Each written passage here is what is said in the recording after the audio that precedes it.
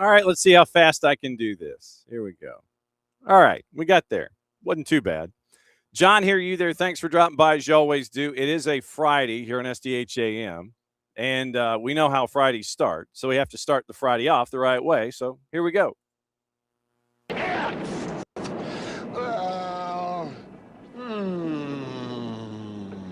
Come on, man. Go for it, dude. It's Friday. Friday. Friday.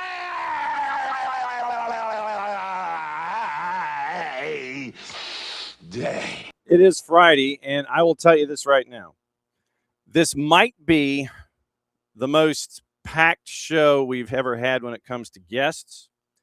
This might set a record for show length. I'll warn you now.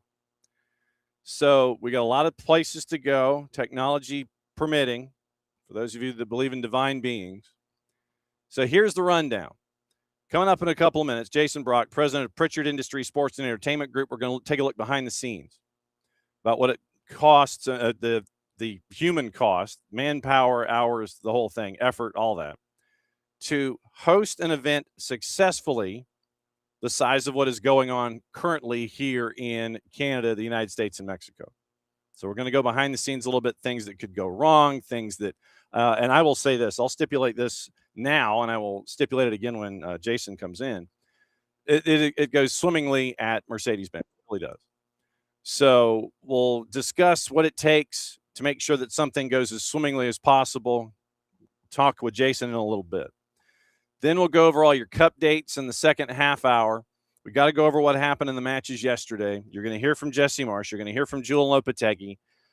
You're going to hear something else that happened yesterday that I was not really a fan of, and I know that a lot of folks in this footprint were not a fan of. That might end up being opening kickoff in the second half hour. But we're going to go over all the cup dates, get you ready for the match day today, 3 o'clock. That's the big one, United States in Seattle.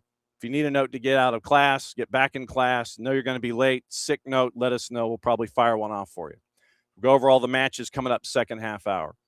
Then at 10 o'clock, it is our first visit with Carlos Mauricio Ramirez, who is traditionally doing play-by-play for AppleTV. He's on the sidelines for Telemundo for this World Cup. It is his 5th World Cup. We're going to catch up with him at 10 o'clock. Then the Power Hour at 10:30, it's reversed. Nico Moreno is going to join us from Seattle ahead of the match coming up this afternoon. Then we go to Lima, Peru at 11 o'clock, catch up with our buddy Nino Torres. Then at 11:30 to wrap things up, I think, technology permitting, that we're going to be able to go to Guadalajara and catch up with someone that is very, very close to us here in the SDH community. So keep your fingers crossed. Long show, wasting no time. We're officially in a no dilly, no dally zone. So that means that we bring in our first guest, Grand Exalted Poobah. I think that's on Jason's business card. It is a president of Pritchard Industries Sports and Entertainment Group, Jason Brock, to talk about all things behind the scenes that we don't get to notice when it comes to making sure that an event this size that is currently going on goes off without a hitch. Jason, thanks for dropping by the morning show. Thank you very much. Thanks for having me. All right. So, and I looked at when they sent the resume, I'm like, okay, dude has done a couple of things here.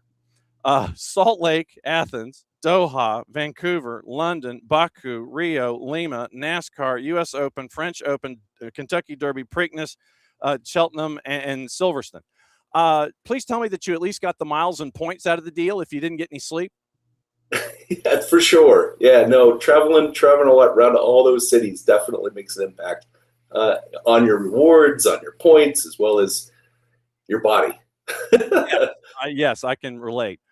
When it comes to putting on, and we wanted to bring you in to kind of break everything down from a behind-the-scenes perspective, because I know that a lot of fans and patrons and those of us that cover it, we go walking up to a facility where, we're going to be covering the event, we're going to be enjoying the event, and everything looks great. You're going through security, metal detector sits there and doesn't look at your umbrella funny. You go in, you get seated, all those kinds of things. Over the years, in all of the events that you've been to that are what I call big ticket items, what is the biggest thing that you have learned about making sure that these events go off as swimmingly as possible, and that basically the event itself is like an offensive lineman? You don't talk about it until there's a penalty thrown. How difficult is it to make sure that everything goes off without a hitch? It's all in the planning. It's the coordination of the efforts. It's every single partner, every single vendor, every supplier playing a role in understanding the vision of what is trying to be produced and executing on all the small parts in order to make it all happen. When you're talking about all these different parts, how many different elements of infrastructure are we talking about here? I mean, I could sit here and try to name some and we could brainstorm it a bit, but how many different parts of the flow chart are you having to sit there and navigate to make sure that everybody just goes to that top point and that everybody's acting as one? How many different things do we talk in here? Oh, I mean, there's more than probably 20, but Wow. I mean, the big ones are infrastructure, logistics, production, security, inside security, outside security, how you're liaising with the police, the first responders, to crowd control, to making sure that all of the parking and the ingress and the egress is happening from a traffic perspective, and the coordination of efforts with city planners. There's a lot of moving parts that go along with trying to make it as fun and comfortable for the fan as possible. So for those that are being uncomfortable, so the rest of us can be comfortable, I mean, how far back, and I imagine that this is something of a weighted question, WEIGHTED, that if you're doing something for the first time, if you're doing a big ticket item for the first time, I would imagine that you might be meeting to death to make sure that everything is going to be okay. And then the more that you've done them, you might have less meetings proportionally and such. Is that kind of how this works? Is that the first timers want to sit there, they want to make sure everything is perfect, and then it might be less and less? Or are you finding that still, when you have folks that have done it before, they're still going to have the same kind of meeting numbers and the same kind of address with one another just to make sure that everything is fine? I mean, you do have less and less as you get closer on your execution, from a meeting perspective, but you also are adjusting still. So you're still having to go back through, because the network timings and from a media perspective, and how all of those pieces are going to come to play throughout the game day. They're constantly adjusting for all those different components. So everyone in the entire stadium environment has to shift in order to compensate for all of those changes as well. So you have to really stay close to the pin on making sure that everybody is involved actively and executing appropriately. What was the first big ticket item that you did? I mean, for me personally, it was probably the 2002 games, and it was a good learn because it happened just after 9/11, Right. and so there was a massive amount of security infrastructure that was put into place, and so for me, nothing's quite been as dramatic as that, but still on the way through, definitely lots of learns and changes around the world as things have adapted since then. And then obviously you could talk about COVID and the adaptations there as well, in a different kind of phrasing. But what did you learn in that first time in Salt Lake City that still may apply today when it comes to how you're trying to implement something and make sure that everyone's on the same page? I think infrastructure and security infrastructure. So making sure that the entire place is safe. For all of the patrons and the fans, as well as the employees. I think prior to those games, not as many requirements and background checks and accreditation process maybe were as in play as it was post those games. Are outdoor events, I guess, let me phrase it this way. How different are outdoor events when it comes to making sure that everything is going as well as it can versus an indoor event in a controlled environment? Is the terminology and the language still the same and the implementation still the same, or is it different outdoors versus indoors? It's definitely different. You're creating that infrastructure. You're building your four walls of your gates and then pushing back to make sure that the experience is appropriate for ingress and egress. That's probably the biggest difference for an outdoor event than an indoor event. But aside from that, it's the same. On the inside, from a production perspective, it's very much similar. When you have events and events and events and events and all the ones that you've covered, is there one particular element of preparation that seems to be the most common one where folks stumble, whether they're doing it for the first time or they sit there and it's like, yeah, we're good. No, we got everything covered. And then it comes up and bites them. Is there, in your experience, is there one particular aspect, whether you're a rookie or a veteran venue, that, okay, this keeps cropping up regardless of how much care we put into a situation?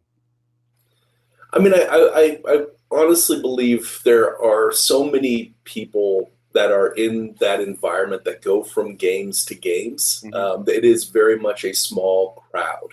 And so I think that games just get better as they continue to evolve. Mm-hmm. I wouldn't say there is one particular, there might be a different stumbling block for the different countries as those same people are learning and adjusting from place to place, and how they manage through all of the critical components that make an event happen. But I think it changes depending on the location. When it comes to all of the different aspects to make sure an event goes as well as it can, is there one particular part of it that those of us that walk in the door don't necessarily recognize?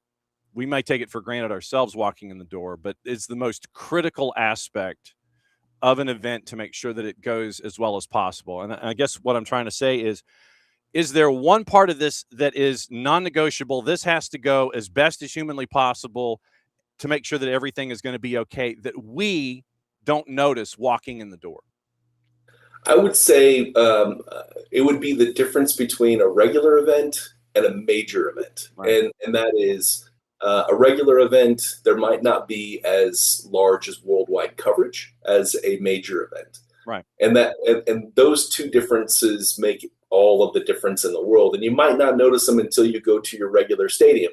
You could go to a Falcons game in Atlanta and you are aware of the experience, you're aware of the process, but then you might go to a World Cup match and it's completely changed. And the reason for that is because of safety and security and heightened media access and production that's going on and all of the different infrastructure that's required. And those things you might not notice, but there'll be less seats available because there's way more media and production in the space as well. Jason Brock, President, Pritchard Industries Sports and Entertainment Group, breaking things down behind the scenes. He's pulling back the curtain for us. He is our wizard when it comes to this kind of stuff, and breaking things down here to what we don't notice to make sure that things go as swimmingly as they do, especially in a World Cup. So let me ask you this. With the World Cup being in 3 separate countries, Canada, the United States, and Mexico, how much of a stumbling block is that? Because I would imagine that the 3 countries, they navigate things in the day-to-day, even from a governmental standpoint. You've got that you've got to tackle. Then you've got infrastructure ideas that you've got to tackle. Or in these 3 governments, are they sitting there and saying, okay, you guys have done this before. You're the ones in charge of this. And I would imagine that probably takes a lot of internal control with these governments to sit there and say, yeah, you got this. We'll keep an eye on things. How different is it to discuss things amongst country lines as opposed to city lines and city governments, you think? I mean, I think that the local organizing committee that is involved in each one of those locations and stadiums are probably really helping that process entirely. From my perspective, from a contractor, a third-party perspective, if I were going to be at every single one of those locations, the challenges for me would be making sure that my management have the appropriate work visas, the accreditations that they require for those locations. And we'd have to work through all of those angles before we can get our infrastructure on site and our people. And I can only assume they're having to do the same thing within FIFA, and it's a major hurdle for sure. When you mention all this paperwork, how do you keep from being overwhelmed as an administrator or the person who's at the front of the spear and that front contact person, because of all the paperwork that you got to fill out, because of all of the things that you've got to do? How do you keep from being overwhelmed in a situation like this? Is it reps, or are there still things that you sit there and you go, man, I've forgotten about this, or I'm just learning about this? How do you keep from being overwhelmed as an individual in charge for a big ticket item like this? That's where the early prep and the early planning comes into play. You've really got to get ahead of it if you're going to be playing a role in a larger part of of an organization like this. You really have to have plenty of time in advance to be able to make mistakes, and then hopefully surround yourself with the right people who know what they're doing and can help move you through those processes a bit quicker. Then you've got, what was it? What's the old quote? I think it's the Mike Tyson quote. Everybody's got a plan until they get punched in the mouth. When you have everything, or you think you have everything all lined up, and then you've done it before, and so everything's cruising up until day number 1, and then that's when you really kind of have to ramp things up again and get to that next level of preparation and such. I mean, I think this is something that a lot of folks may not necessarily understand, is that you can plan all you want. You can sit there and go, okay, here's the flow chart, here's operations, here's this, here's this, but that's pre-planning. And then when you're in the event window itself, it's an entirely different pressure structure and responsibility structure that folks have to navigate. Am I wrong here? No, we call it the event panic. Everybody gets in. You spend all of your time, like you're saying, in your prep mode, and you're teaching your people, and you're walking through the process, and then all of a sudden there's a major pivot, and you have to learn to adjust to those things. And over the years, we've done a really good job of that because we just have so many communication abilities. Every one of our people have a radio, and we can guide everyone through the process, and they're guiding all of their team through the process as well. So little tricks help in a big way. When was the first time that you, as an individual in charge, had to deal with a pivot panic and fix something on the fly? I'll go back a few years. I was working with in Rio and for the games, and we were just trying to get a portion of our industry set up, which was our infrastructure set up, which was the laundry process for the village. And all of our stuff got held up in customs for a very long time. Wow. With a bit of red tape. And so there was a lot of panic from our technology perspective, just because we really needed that in order to get set up properly on site. Luckily we did, but it was very last minute, and we made it happen, but that was difficult, very difficult. What advice would you give to venue organizing committees and event organizing committees to understand the elements that you as an infrastructure organizer have to get done so you can function? I mean, what advice would you give all of the red tapers to understand what you've got to do? I know that navigating countries and laws and governments and security and all that kind of stuff is different from case to case, but is there something that you would sit there for organizing committees to sit there and have them understand, we got to do this, you got to help us out here and meet us or at least try to meet us halfway here? What's the biggest thing that you would recommend to organizing committees and venues about making sure that everything can be in place and be as best as it can? Over communicate. That's what I would say. And many contractors can help overcome many obstacles if we know what those are. You got to know what the problems are. And I think that the more that people over communicate, the better the event will be. The more people know exactly what's happening, and the more they can help to assist and adjust. How long did it take you to impress upon folks we need to over communicate here? Pretty early on. Only because there's so many moving parts. parts. And so, if you don't over communicate, things just get lost in the shuffle. When is your next big ticket item?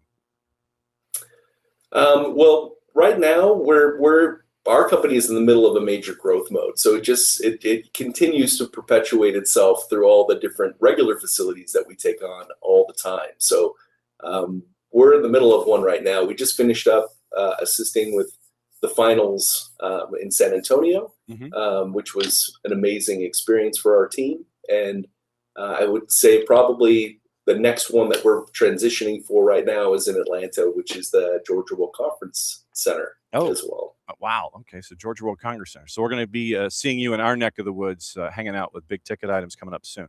I cannot thank you enough for doing this, to kind of pull back the curtain a little bit, to have folks understand what it means to go into a venue and make sure that, everything's great. You walk in line, your tickets are great, everything's fine, no problems, none of this. But to have folks understand what it takes to get to that point. I can't thank you enough for dropping by and educating us here on a Friday morning. If you would please, sir, go get breakfast and a cup of coffee, and just enjoy your weekend and get some rest, man, because I know you're going to need it when you come over here and hang out at the World Congress Center. Thanks for dropping by this morning on the morning show. I really appreciate it. Thank you, John. Appreciate it. Thanks for having me. You bet. There goes Jason Brock, president of Pritchard Industries Sports and Entertainment Group. Thought we would do there is just kind of let you know things behind the scenes when it comes to infrastructure and knowing about that kind of stuff. So what it takes to go in as swimmingly as possible. And Jason has done, how many events?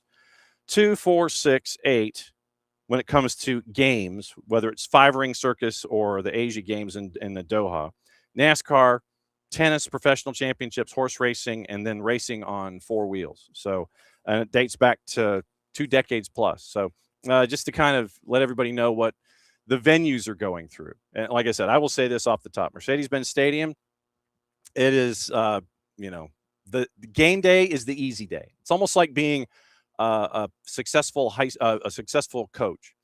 That the hard part is during the week or in between events, and then your game day. That's the easy part, because you've prepared for everything to get to game day to make sure everything is there, and that you've prepared for every eventuality. And game day is the easy part. Everything's in place, and that was why I wanted to ask the question about, getting the pivot when you get punched in the mouth and having to be nimble and that kind of a thing. So that was why I wanted to ask that question. So that's Jason Brock, once again, Pritchard Industries Sports Entertainment Group, talking the stuff that we don't get to see to make sure that the events that we do see go off as well as they can. So once again, thanks to Jason and dropping by this morning here on the morning show. All right, let's get into the soccer part. Now, here's opening kickoff, brought to us by our friends at Black Pitch Coffee and blackpitchcoffee.com. Starting your day with the most important stories in the game, right way to start your morning. Black Pitch Coffee, part of the SDH community, showing up at events all over Atlanta.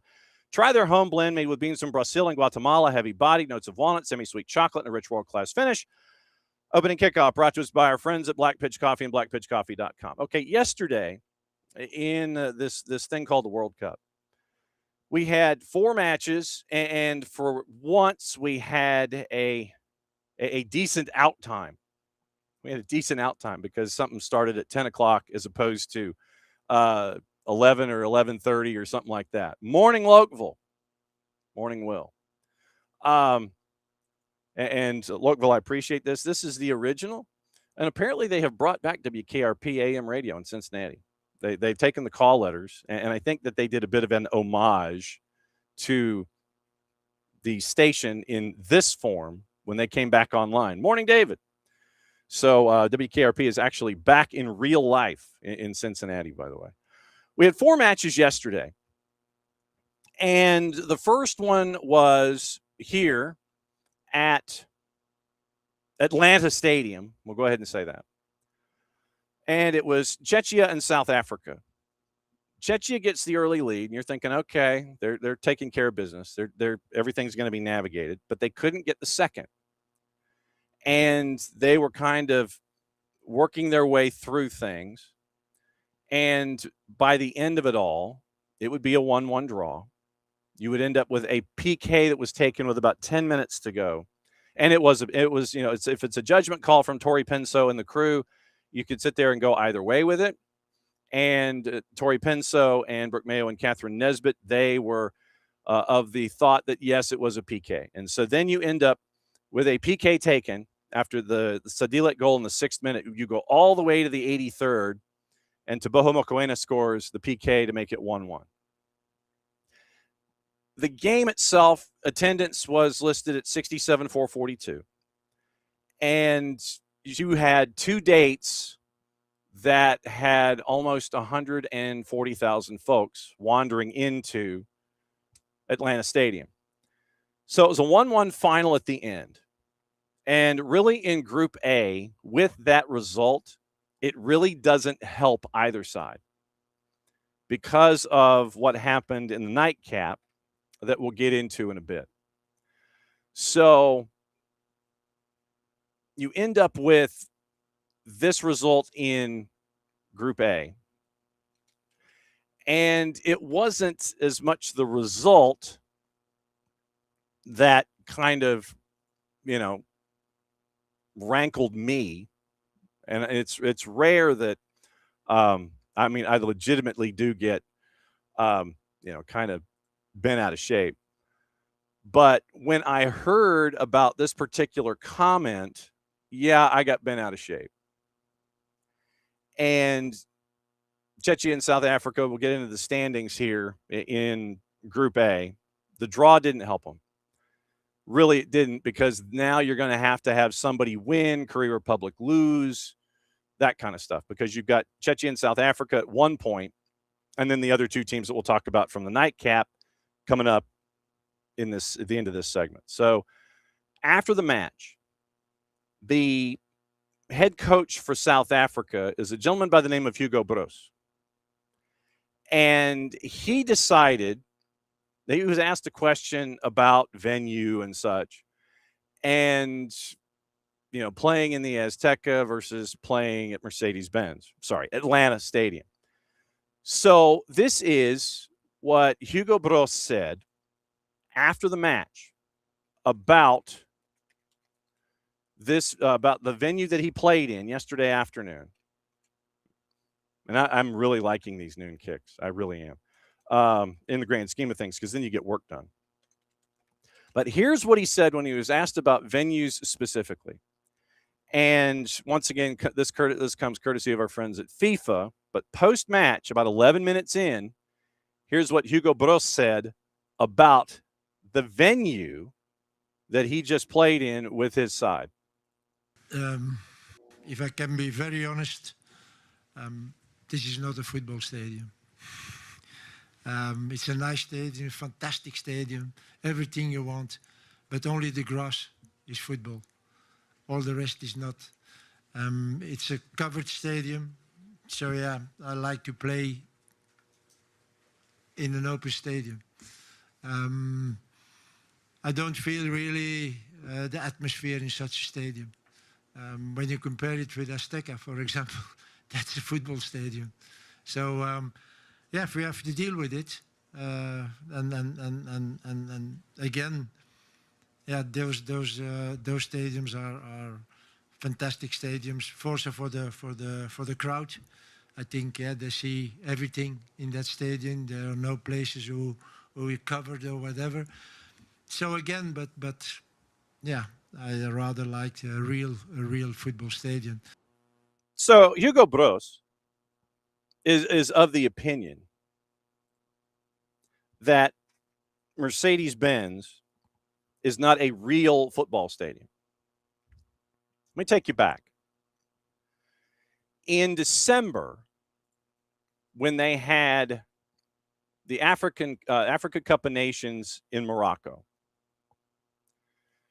December 28th of last year, led Cameroon to the title in 2017 in Gabon, took South Africa to a 3rd place finish in 23 in the Ivory Coast.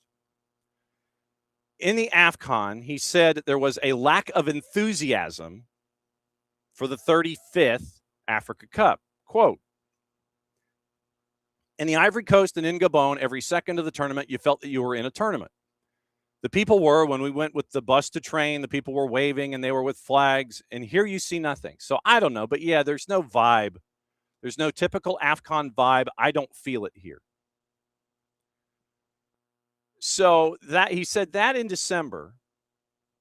And then he said, if I can be very honest, this is not a football stadium. And then he laughed. He kind of snickered. It's a nice stadium, fantastic stadium, everything you want, but only the grass is football. All the rest is not. It's a covered stadium. I like to play in an open stadium. Sorry, I like to play in an open stadium. I don't feel really the atmosphere in such a stadium when you compare it with the Azteca, for example, and he snickered again. That's a football stadium. So we have to deal with it. And then he finished his soundbite. I'm just going to say it this way. Bless his heart. When you have 39,000 folks in 2 matches with 4 separate countries in X number of days apart, show up in a venue to support the world's game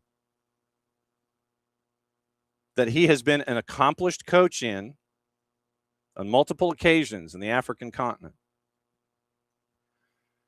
When you want to wander in to a venue that has housed 73,000 for a championship game, that has housed over 50,000 for a women's tournament, without as much as a second glance, bless your heart, Hugo Bros. Bless your heart. I don't know if, and you feel like you have to be in the open, literally when he's like, it's not in the open air.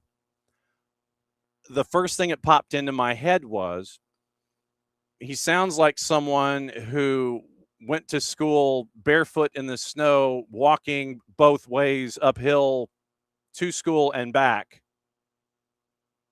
And that was the only way to go to school. So for Hugo Bros, and it seems like it's almost to the point where it's a tired out for him.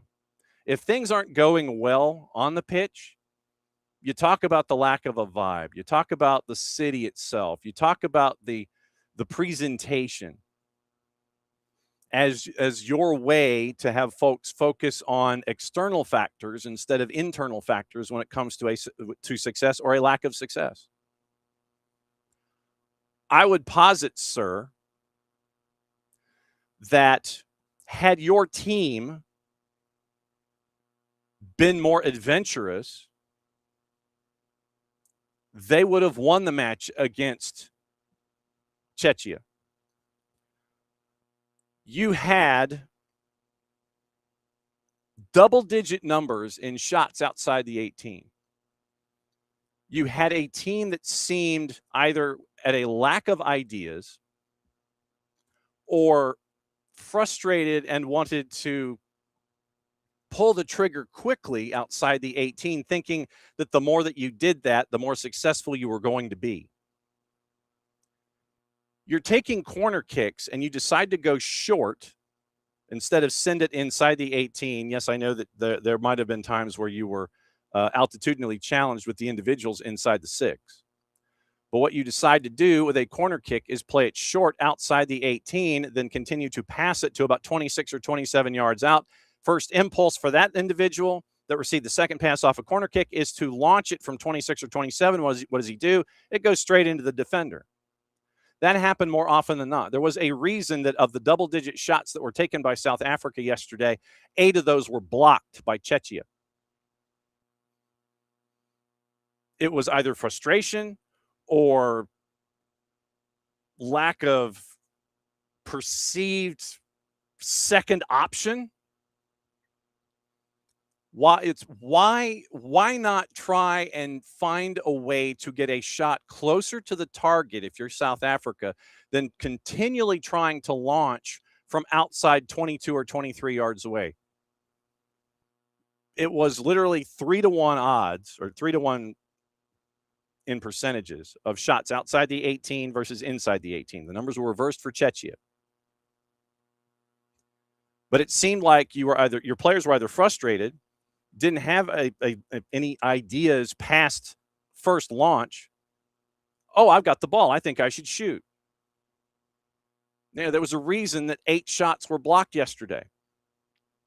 You wanted to work the perimeter, or if you did it very quickly. And you're thinking, okay, I'm going to go ahead and shoot. I'm going to keep Czechia's defense on their heels. I'm going to fire the first time I get the ball. Settle, shoot. Block. It seemed like there was a lack of ideas in trying to get a game-tying / game-winning goal most of the time. And if I'm a fan of Bafana, I would be frustrated because of the lack of apparent ideas in trying to get inside the 18, shoot, and possibly score. But Hugo Bros, in a loss, seems more content to look at the venue as his way to distract from a lack of success on the field. And I hate to break it to him. As I said, bless your heart, sir. But that's as much a football stadium as it is a football stadium. You got 5 group games. You got 3 knockout games. You got a semifinal. Folks here are doing something right. So when you want to come into the South, an area of the United States where the sport is booming, and sit there and say that a football stadium isn't a football stadium, come with us into the modern era, sir. Please do. You'll like what you see. But it seems like part of his DNA is to discuss a venue or a vibe when things aren't going well. Like I said, if I was a fan of Bafana, I'd be concerned about how you want to approach things. I'm not disputing his past. I'm not disputing his history. I'm not disputing his success as a coach. But don't come into my town and tell me that my building isn't a football stadium, when we can continue to tell you over and over and over that it is, and that you're in a part of the United States where it is. You want vibe? Come back to us on a high school day. We'll get you vibe. And it'll be outdoors. We can take you anywhere that we have been here at SDH. We can take you to Hazelhurst. We could take you to Lincolnton. We could take you down south to South Georgia, whether it's Thomasville or Fitzgerald or Valdosta or Columbus. And that's on the secondary school level. You want vibe? We'll take you to vibe. You go to Dalton, that's a vibe. We got a big building right in the middle of it that's hosted a lot of big ticket items. You want vibe? Come as a civilian. Just come as someone. We'll get you a field pass. You want vibe? You want a rivalry game? We'll get you a rivalry game. We will take you to we'll take you to the high school championships. You want vibe? Crowd of 3,000 people. We'll get you vibe. You want vibe? We'll get you into a building in an international competition that, without as much as a second blush, brings in 65, 70,000 people. Football stadia have had to evolve over time so you're not playing in mud pits. I imagine that's what you prefer when it comes to the cold and the wind and, having it smashing up against your face and you're having to wear 38 layers to make sure that you can actually feel your hands. But perhaps come up with new material. You were losing in AFCON. The vibe wasn't there. You have a frustrating draw where you're probably not going to go into the group stage, and you sit there and you call out the venue. The venue can't respond to you in kind. Those of us who've been in the venue more than you, sir, can.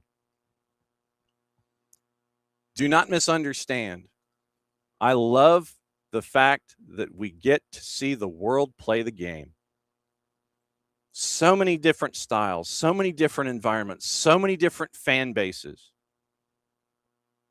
But don't go to the venue and say it's the venue's fault if things don't go right. Happened in AFCON in December, happened yesterday at Mercedes-Benz Stadium. I apologize for taking 15 minutes on this. But do better. You want to vibe? You've come to the right part of the United States where it has been growing and growing fiercely. Come back. We want you to come back. We want you to see how it grows. We want you to see how it's different. But to, in a press conference, say that it is not a football stadium, I think the numbers and the fans and the different games would be enough empirical evidence to disagree with you. But come back anytime. We'd love to have you because we want the game to continue to grow. And what was said yesterday in your press conference does not grow the game.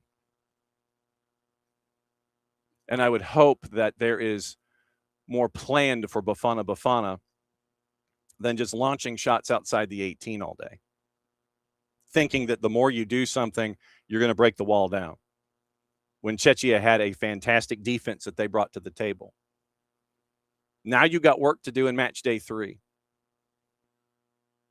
What do you do in match day 3, sir, in Group A? We'll all find out together. All right. Sorry about that. Illustrious Clip VOK. You, sir, are going to get blocked. Like I said, we all want to see the game grow. We all want to see it grow. And when you have, sadly, individuals come in and say things like they say, it doesn't grow the game. The game has evolved past being in 20,000 seat outdoor stadia that don't have, heated seats or whatever. The game is growing, continues to grow. And like I said, I give Hugo Bros an open invite. We will take you to places with vibe, sir. We will show you the vibe and how it's growing here in the southeastern United States. We will show you how the vibe is growing here in the United States, period. But come back, please. We'll show you vibe. And we will show you repeatedly that in the southeastern United States, Atlanta Stadium is a football stadium. Opening kickoff brought to us by our friends at Black Pitch Coffee and blackpitchcoffee.com. Aye. All right. Starting the day with the most important stories in the game, right way to start your morning. Black Pitch Coffee, part of the SDH community, showing up at events all over Atlanta. Try their home blend, made with beans from Brazil and Guatemala, heavy body, notes of walnut and semi-sweet chocolate, and a rich world-class finish. Opening kickoff, powered by Black Pitch Coffee and blackpitchcoffee.com. All right. Michael was disappointed in the PK call, and that's the thing. Tori Penso yesterday, I think she navigated it well because FIFA doesn't want what we get to see a lot when FIFA's not around, where folks are calling 35 fouls and all that kind of stuff. It was a judgment call. And if you are calling a match a certain way, then that would fit in line with it. And it was with 13 minutes to go, and you end up with that. But it is a judgment call. So, I can definitely see where Michael's coming from. I can definitely see why Tori Penso made the call. So, but in the overall, I think that the Penso, Mayo, Nesbitt crew, I think they handled the match pretty well, except for a couple of points late. There was some, I think when there was some dark arts and trying to keep balls in possession in corners when folks were knocked down. But she was consistent about it. If you weren't going to call it early, you're not going to call it late. So I'll take the consistency over not calling a foul, if that makes any sense. So I think that the Penso, Mayo, Nesbitt crew, I think they handled it well. But like I said, but to Michael's point, I think that the PK was a judgment call. And if it was in line with everything else, then, I'm okay with the consistency. So 1-1 was your final. That was the noon kick. Then you go from there. Switzerland, it was 1-0. Switzerland and Bosnia and Herzegovina, it was 1-0. Then you get a red card, and then all hell broke loose in that one. Switzerland ends up winning by the score of 4-1. Granit Xhaka scored at SoFi. And we'll get into Group B here with the third match of the day, Canada and Qatar. And in this one, it was heated. It was a great – you want vibe? I'm guessing that Hugo Broos would sit there and say that BC Place is not a football stadium either. But it was packed. It was red. And a lot of it is going to be overshadowed by the injury to Ismail Kone. And it happened on a tackle in the early 50s. And it did result in a red card for Asim Madibo.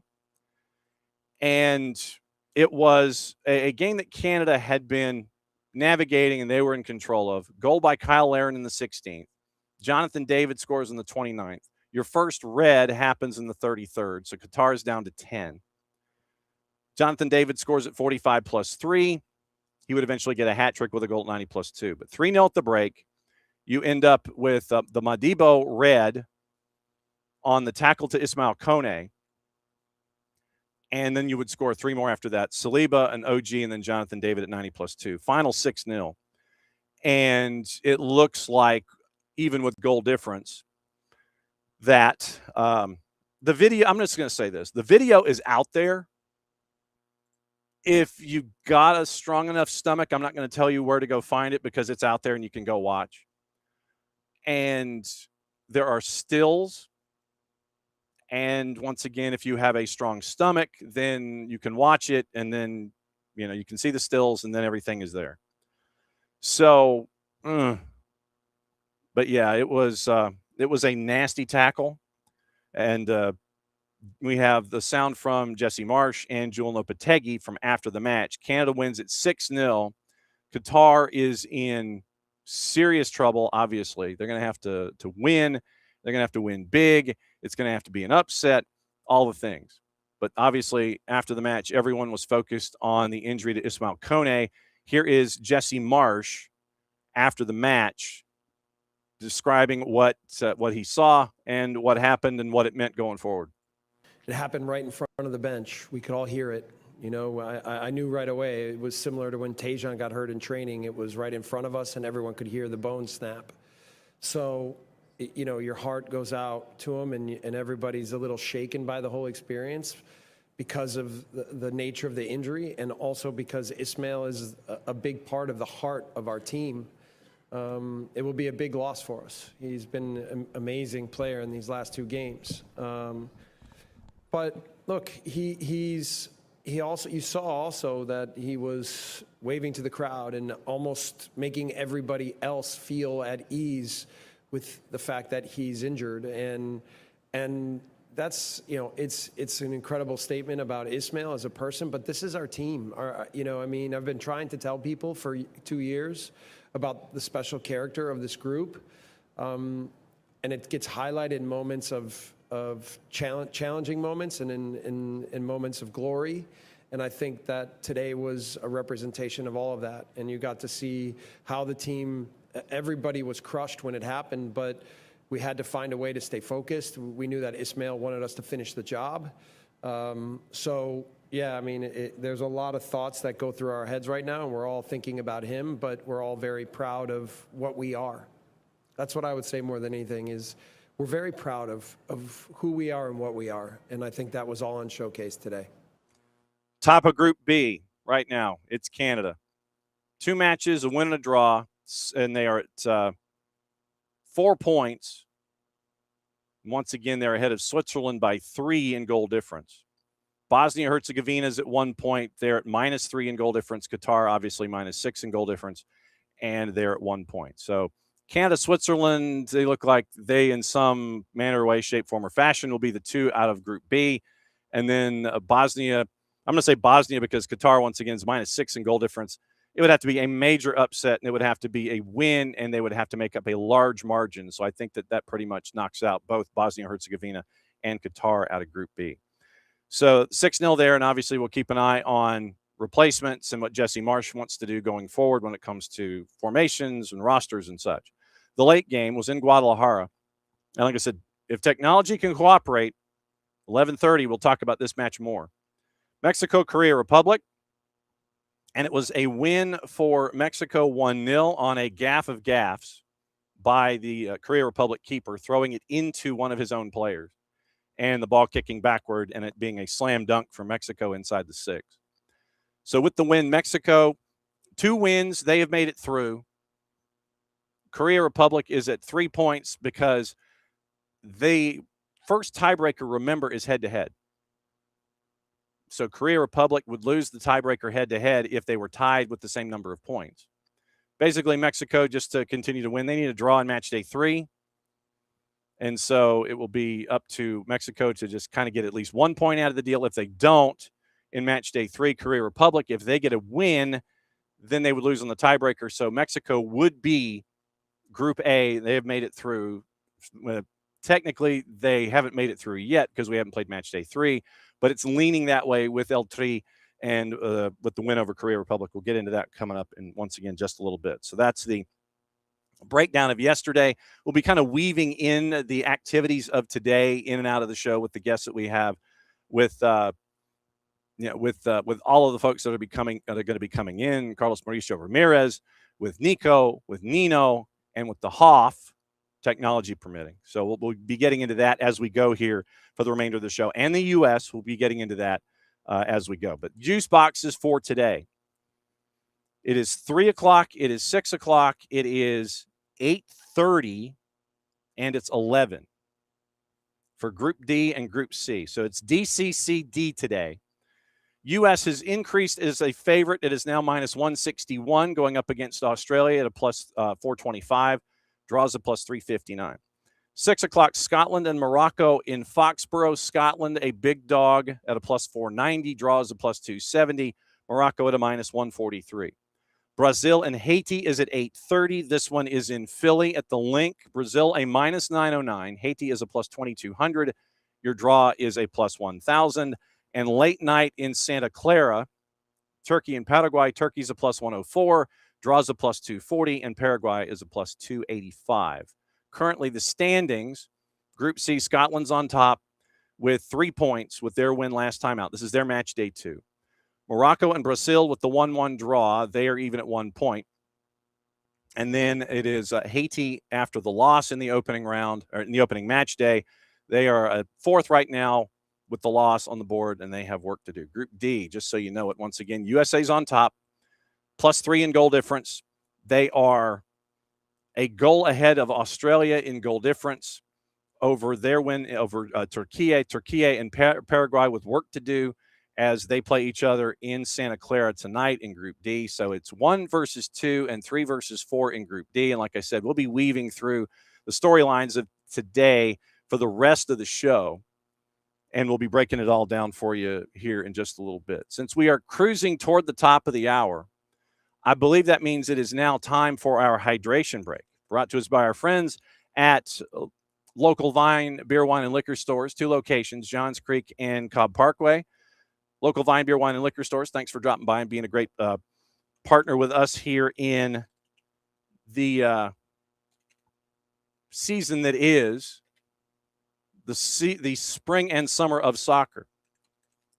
The spring and summer of soccer all in one place. And it's here, and we can't thank enough our friends that are partners with us here on the SDH network and local Vine Beer, Wine, and Liquor Stores responsible for our hydration breaks.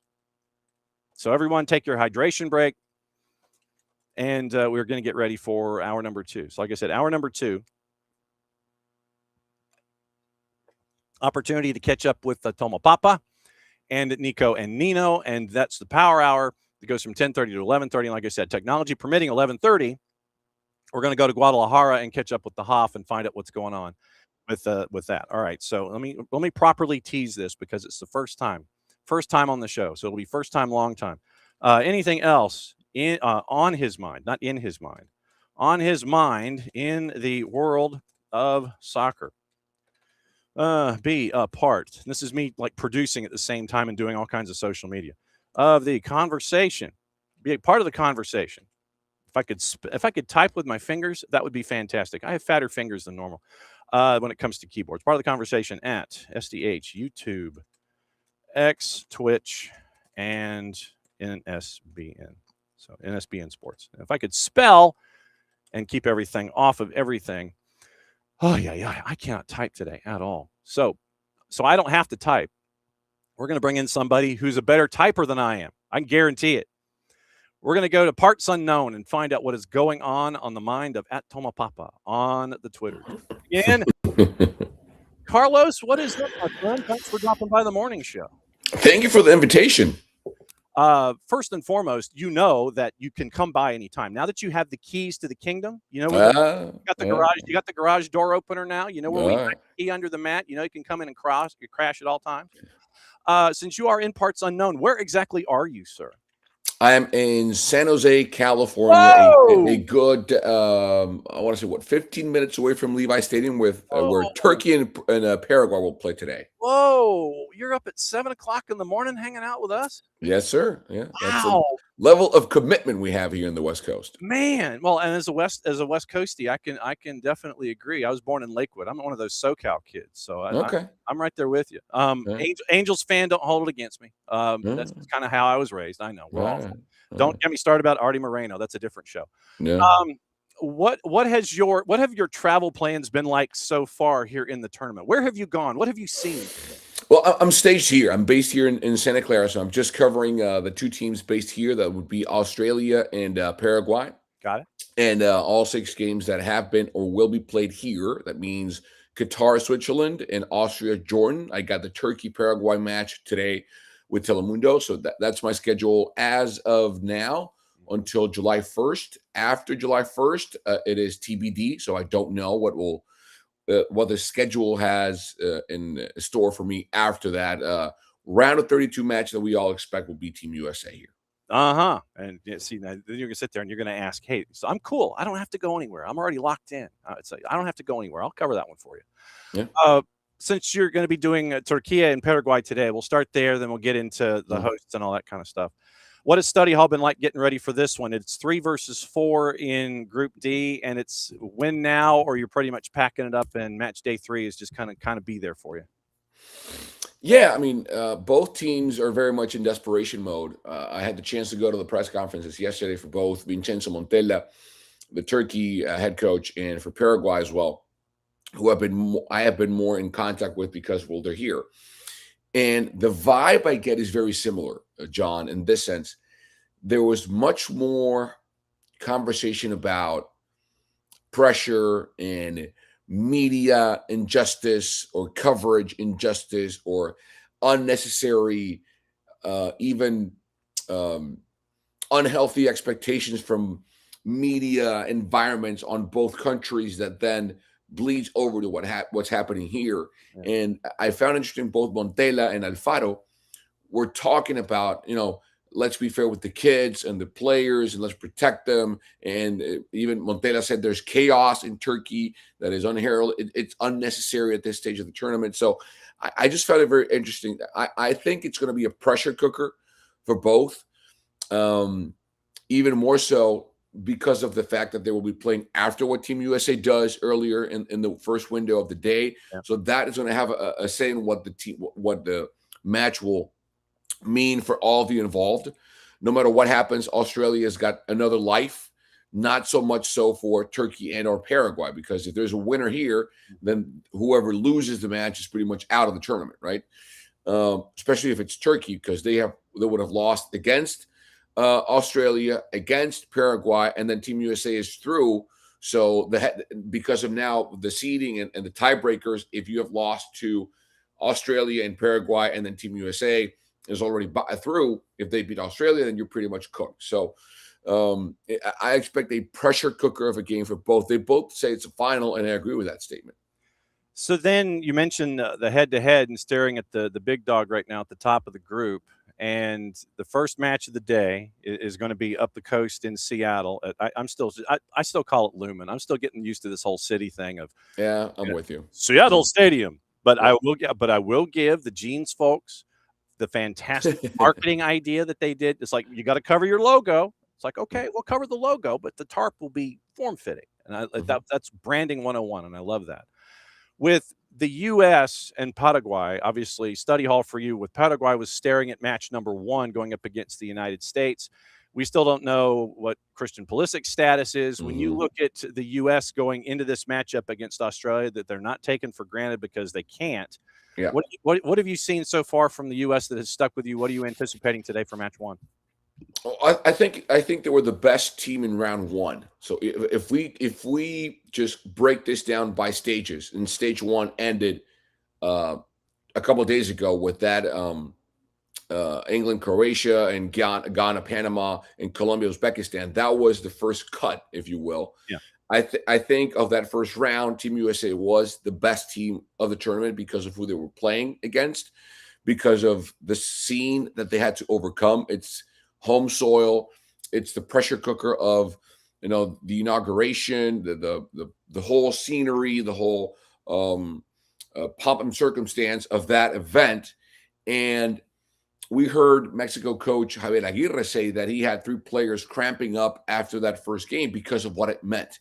So I don't think people really understand what it all entails for a player to listen to the national anthem and listen to Katy Perry, and it's months and months of buildup and expectation to go out there, John, and perform the way that Team USA did against a team that, since Alfaro took over in the CONMEBOL or South American qualifiers, only gave up 6 goals against, and to score 4 times against that team, the high pressure, the level of consistency and physical dominance against a very physical team, to me, was very impressive.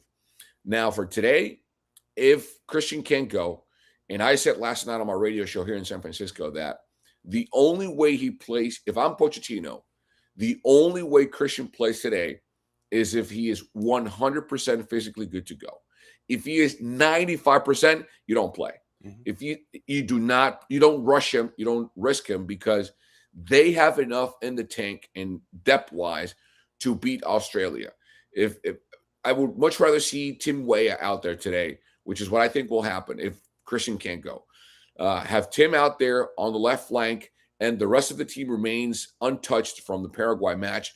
That's more than enough with Seattle behind them, with the raucous noise environment, with all that stage behind them. That should be more than enough to overtake and beat Australia. And you mentioned Paraguay, and in match day number 1, the United States, and I've tried to explain it to folks at points. It's not quite Bielsa and Nolan Richardson on steroids, basically. Right. It's not quite 90 minutes of hell, but you saw them pressure Paraguay, and literally it's like you wanted to press them out of the building and force them into decisions that they were uncomfortable in making, and then creating things, short fields and such. I'm intrigued, and I'm kind of drifting back and forth here with how Paraguay handles Turkey, because of what happened the first time, and how their adjustments are going to be, and how wound up they're going to be going into this loser leave town match that's going to happen later tonight. Yeah, and the same goes for Turkey, because if they lose, I mean, the fact that whoever loses this, the Australia victory over Turkey has sent this group into a frenzy, right? No one had that victory, at least not that I know of, except maybe Australians had that win on their schedule. But I think what both Montella and Alfaro are going through today is, who are we really, and who is our opponent really? Do we, if I'm Paraguay, is the real Turkey, it's the Slim Shady conundrum. Will the real Turkey please stand up? So is Turkey is that the real Turkey, or the one we saw only 3 points behind Spain on qualifiers? And Turkey's asking, is that Paraguay against Team USA the real Turkey, or will the real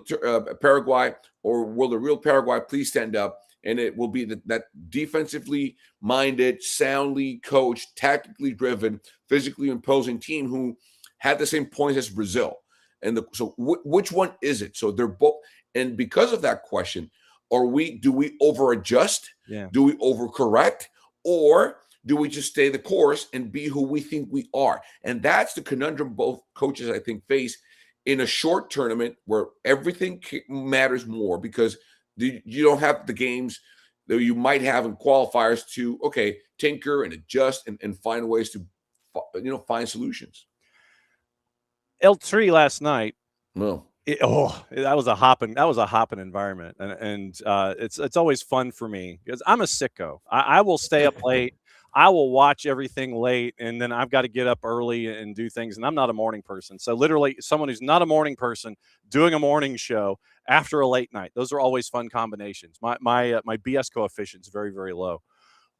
Last night, what did you think of L3, where you're going up against Korea Republic? The purple kits, by the way, those were strong. I really love those. You had a moment, and that's what the tournament is, really. It's a bunch of moments. You had a moment from the Korea Republic keeper that creates the one opportunity, and that's by the end of it all, really, that's all you needed. But what did you think about how L3 handled themselves last night? It was a very grown-up game. It was a very mature game by Mexico for many reasons. I've said many times, John, that I think over the past 28, 30 years, going back to 96, right, the birth of MLS, if you go to the 98 World Cup, if you look at that tournament and fast forward to today, I think the three nations that have grown the most from a national team standpoint are Morocco, Japan, and South Korea. Morocco they shared a group with Brazil back in 1998, and they had no business being in that match. Fast forward to 26, they should have won against Brazil. Japan, they were pretty much a nice Cinderella story. Oh, here come the Asians who are – we were talking about cartoons and how they have this show. And Benji, that's not the case anymore. Yeah. And then South Korea. They're fast. They're strong. Their center backs can beat you any way you can. They're playing in Germany, in Bayern Munich, in PSG, in Kangin Lee, and they're really physically imposing. So Mexico knew they had to survive the game. They had to tactically be sound, not give away any space behind their back line. They're missing Cesar Montes, who had that dumb red card against South Africa. Edson Alvarez hasn't played that much football because he was injured with Fenerbahce, and he was playing right center back in that four-back line with a new right back in Jorge Sanchez. So that whole right side of the back line was new for this match. Javier Aguirre, who I think is the best coach in Mexican history, knew whoever made a mistake would win the game. And South Korea made the mistake. They lost the game. So it was a very grown-up, very mature understanding of situation.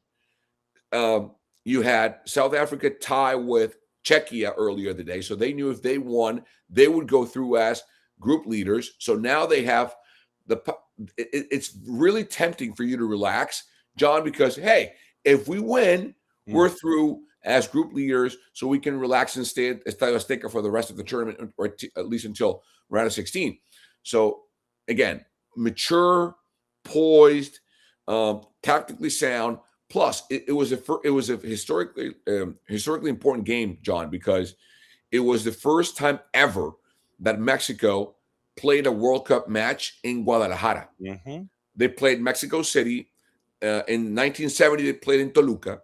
In 86, they played in Monterrey. They had never played in Guadalajara, which is a soccer frenzied part of the country. So there were a lot of condiments there for them to go emotionally bankrupt, and I thought it was really mature. This is your fifth World Cup, right? Sixth. Wow, Yeah. Good on you. Yeah. What has it been like for you to see the game continue to grow and evolve the way that it has, where we're having these discussions about the game in the Far East and how everyone's catching up with all the big guns. What's it been like for you to see the game get to this point where we got to know about everybody who's coming in, because you never know who's going to come up and bite you? Yeah, that's fascinating. It's why it's the biggest sport on the planet. It's why when some things, it's funny because you go back to 1994 when the Bossman Law came into existence in Europe, and that just unlocked so many opportunities for players to go to Europe. For those of you who don't understand, before 1994, teams in Europe could only use players as foreign players. There were only 3 per country, and the Euro zone allowed people. If I'm a dentist and I'm from Belgium, I could work as a native in Spain because of the Eurozone. That didn't apply in football.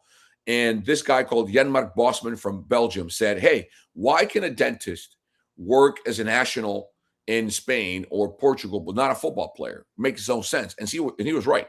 So from that point on, that's why if you're Italian playing in Spain, you're not a foreign player. You're just a Euro player. So that unlocks so many chances for you to become a national, quote unquote, non-foreign player in Europe. So now you're seeing Cameroonians and Ghanaians and Venezuelans and Colombians with a dual citizenship play as a national in Europe versus being a foreign player. So you don't have to go through all the hoops to play as a national. Having said that, then it's the money, right? So you're seeing Qatar leagues and Saudi Arabia leagues and bring all this money so their leagues become more competitive and their native players become more familiarized with what really pro football looks and feels like. So you're seeing Qatar, even though they got what's handed to them by Canada last night, they drew against Switzerland on match day 1. And then you see the growth of MLS, which for us is huge, right? I think it's the biggest injection of growth internationally, even more so than the Saudi League or the Qatar League, because MLS has grown the game for Canada, and Team USA has grown the game for players to come here and develop, right? It's fascinating. I mean, look at Canada, man. Canada had a proper thumping of what they knew was a lower tier team at home after they drew against Bosnia game 1 in Toronto. So it's really fascinating to see. Look at Cape Verde and look at what Congo did against Portugal. How do you not love the growth of the game? I am right there with you. It's like I said, I'm a sicko. We've got here in Atlanta at Atlanta Stadium, still Mercedes-Benz to me. Yeah. The last day of the group stage, we've got DR Congo and Uzbekistan downtown. Yeah. That is, under normal circumstances, a sicko's delight. But considering everything that's going to be on the line in that one may end up evolving into 2 sickos teams in must-see television in a window that could determine who goes on to the knockouts out of the group stage, with 2 of your minnows, Uzbekistan under Fabio Cannavaro, who's never been here before, and DR Congo, who hasn't been here in over 50 years, getting all of that history attached to it in a must-win game for 2 teams that you would have sat there and it's like, well, who are these 2? But it gives you a reason to watch. And I love how everyone is just kind of coming in and around on itself and being able to be educated on all these places that you wouldn't know about before. That's a great point, John. And because of what that game could mean, right? You're going to have maybe Uzbekistan and Congo fighting for or jousting for a 3rd place spot. That because of both, especially because of Congo tying against Portugal, that match can mean that either Uzbekistan or Congo go through as a 13th place or 3rd place team. So you're seeing teams waiting to see, hey, am I facing Congo or another team from another group? Maybe you might be. Who knows what happens against Colombia and Portugal, who will be playing at that same time in Miami. So it's fascinating, and I'm with you. The other thing is I'm really pleasantly surprised at the assistance and the overall attendance to stadiums. Yeah. I did not expect to see Switzerland and Qatar with 68,000 people in Santa Clara. I did not expect Jordan and Austria to give us 68,000 strong at Santa Clara Stadium, San Francisco Bay Area Stadium. I did not. We were saying, hey, maybe 40,000, maybe 35. No, man, it's a San Francisco 49ers game. It's what it is. It's and the Jordan fans were awesome. I mean, tonight's game is going to be crazy with Paraguay and Turkey, how the Turkish travel. But there's an Algeria Jordan match that if you saw the schedule, you would be going like, yeah, who's going to watch this game? Like, who's going to, you know what? After what I saw from Algeria and the Jordan fans here, I can't wait. It's phenomenal. I was a 48-team World Cup hater. Yeah. I love it. I hope it stays at 48. I think 64 would be too much, to be honest. But I think 48 is a sweet spot between, hey, we get 4 stage group matches a day. We have enough good teams that, Japan's good, Morocco's good, South Korea's good. And we also have our Curaçaos and Qatar saying, oh, they're kind of trash, but they're interesting, and they might give you a Switzerland-Qatar match. So I think that's the sweet spot, right? Let's keep it there. But I think at the same time, when we get to the field of 48, how are these nations that are 33 to 48, right? How are they going to learn about being on the world stage if they don't have this kind of an opportunity? I mean, when Curaçao got the equalizer against Germany, that building turned. I mean, it was like it's 1-1 to Guadahala-ira, 78 years young. He's sitting there, and the neutrals are sitting there going, "Hey, man!" But then, of course, Germany put the pedal down. But to have those moments like we've been having, how do you get those minnows to learn about being on the world stage if you don't have an expanded field? That's a great point. Plus, if you look at qualifiers, right, and who's not here, right? If I told you, replace Bosnia with Italy, replace Curaçao with Costa Rica, right? Who should be here, or replace Tunisia with Cameroon or Nigeria, or replace Iraq with someone from Oceania who made it through the qualifier. New Zealand. Well, they made it through, but I don't know. So it just becomes a more interesting tournament, and you're always going to get those teams that are going to get thrashed and thumped. It's been the World Cup forever. Go back to '94. Bolivia had no business being here, and South Korea had no business being here. You go back to '98. Jamaica was made fun of. They were the fun story of the tournament. We always have those teams. Go back to a couple years ago or tournaments ago, John. Panama was just happy to be here. Now they're upset because they had a legitimate chance at beating Ghana or at least drawing a point, and they lost it on, the midnight of the game. So, it's growth. I know I'm in added time with you. I've just got one more question, and then we'll cut the promo, and then you can go get breakfast. And if you need a note to get back into class, I'm good. I'm good. Bruce Arena signs a contract extension. Yeah. What's been the feedback on that? I mean, was that a surprise that he's now through 29? I think. What's the feedback? Not. I think, and he made a joke out of it because of his age. He said there's a death clause in the contract that if I die, it becomes void. So, I think the surprise is the fact that he got rid of who he got rid of, right? Yeah. Espinoza and Chicho and Joseph, who you know well, and I know really well. And the fact that you get rid of or replace a guy like Espinoza, who is a phenomenal player, who did not want to leave the Bay Area, but felt if I want to, I've been here long enough, 7 years is long enough. I want to compete elsewhere. I want to just win, have a chance to win, and he might get that chance with Nashville. We here who cover the Quakes were like, what? How's this team going to score? Where's the firepower? This team's too young. They don't have enough individual talent up top. Then they signed Werner, like, okay, that's a great signing. But we didn't, especially on defense, because they didn't bring in anyone on defense.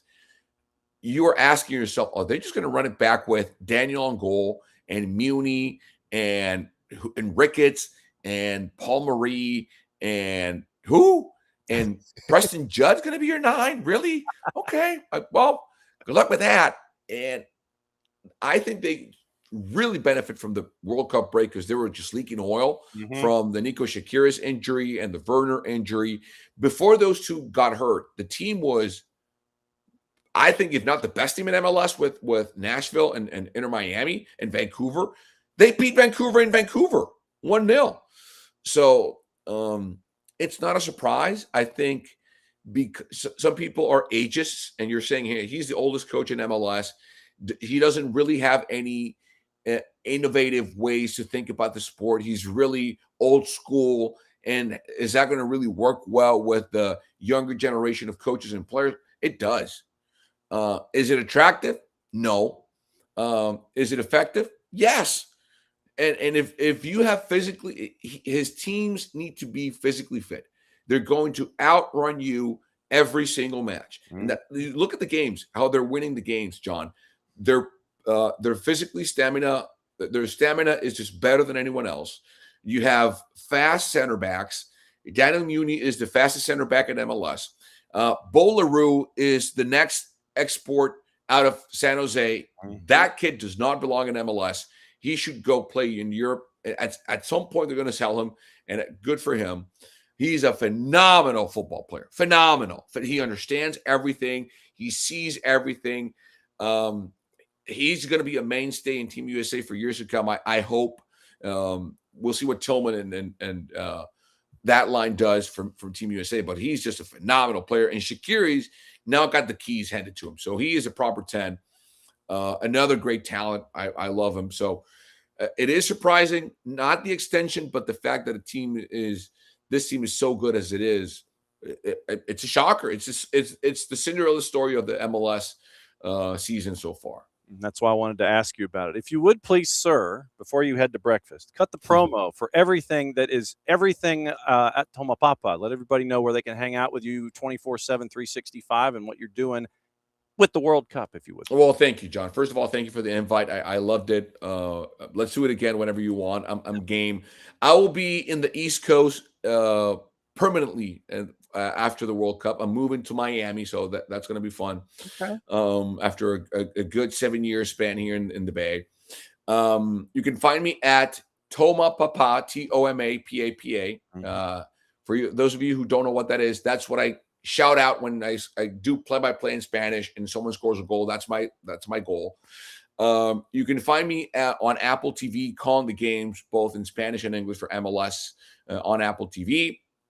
I'm doing sideline reporting for Telemundo in the World Cup for the 6 matches, at least for the first 6 matches played here in Santa Clara. So you can catch me tonight with a great staff with Roque Santa Cruz and Diego Lugano. He'll be here for the game with Copan Alvarez, and Pepe del Bosque will be here calling the game, Paraguay-Turkey.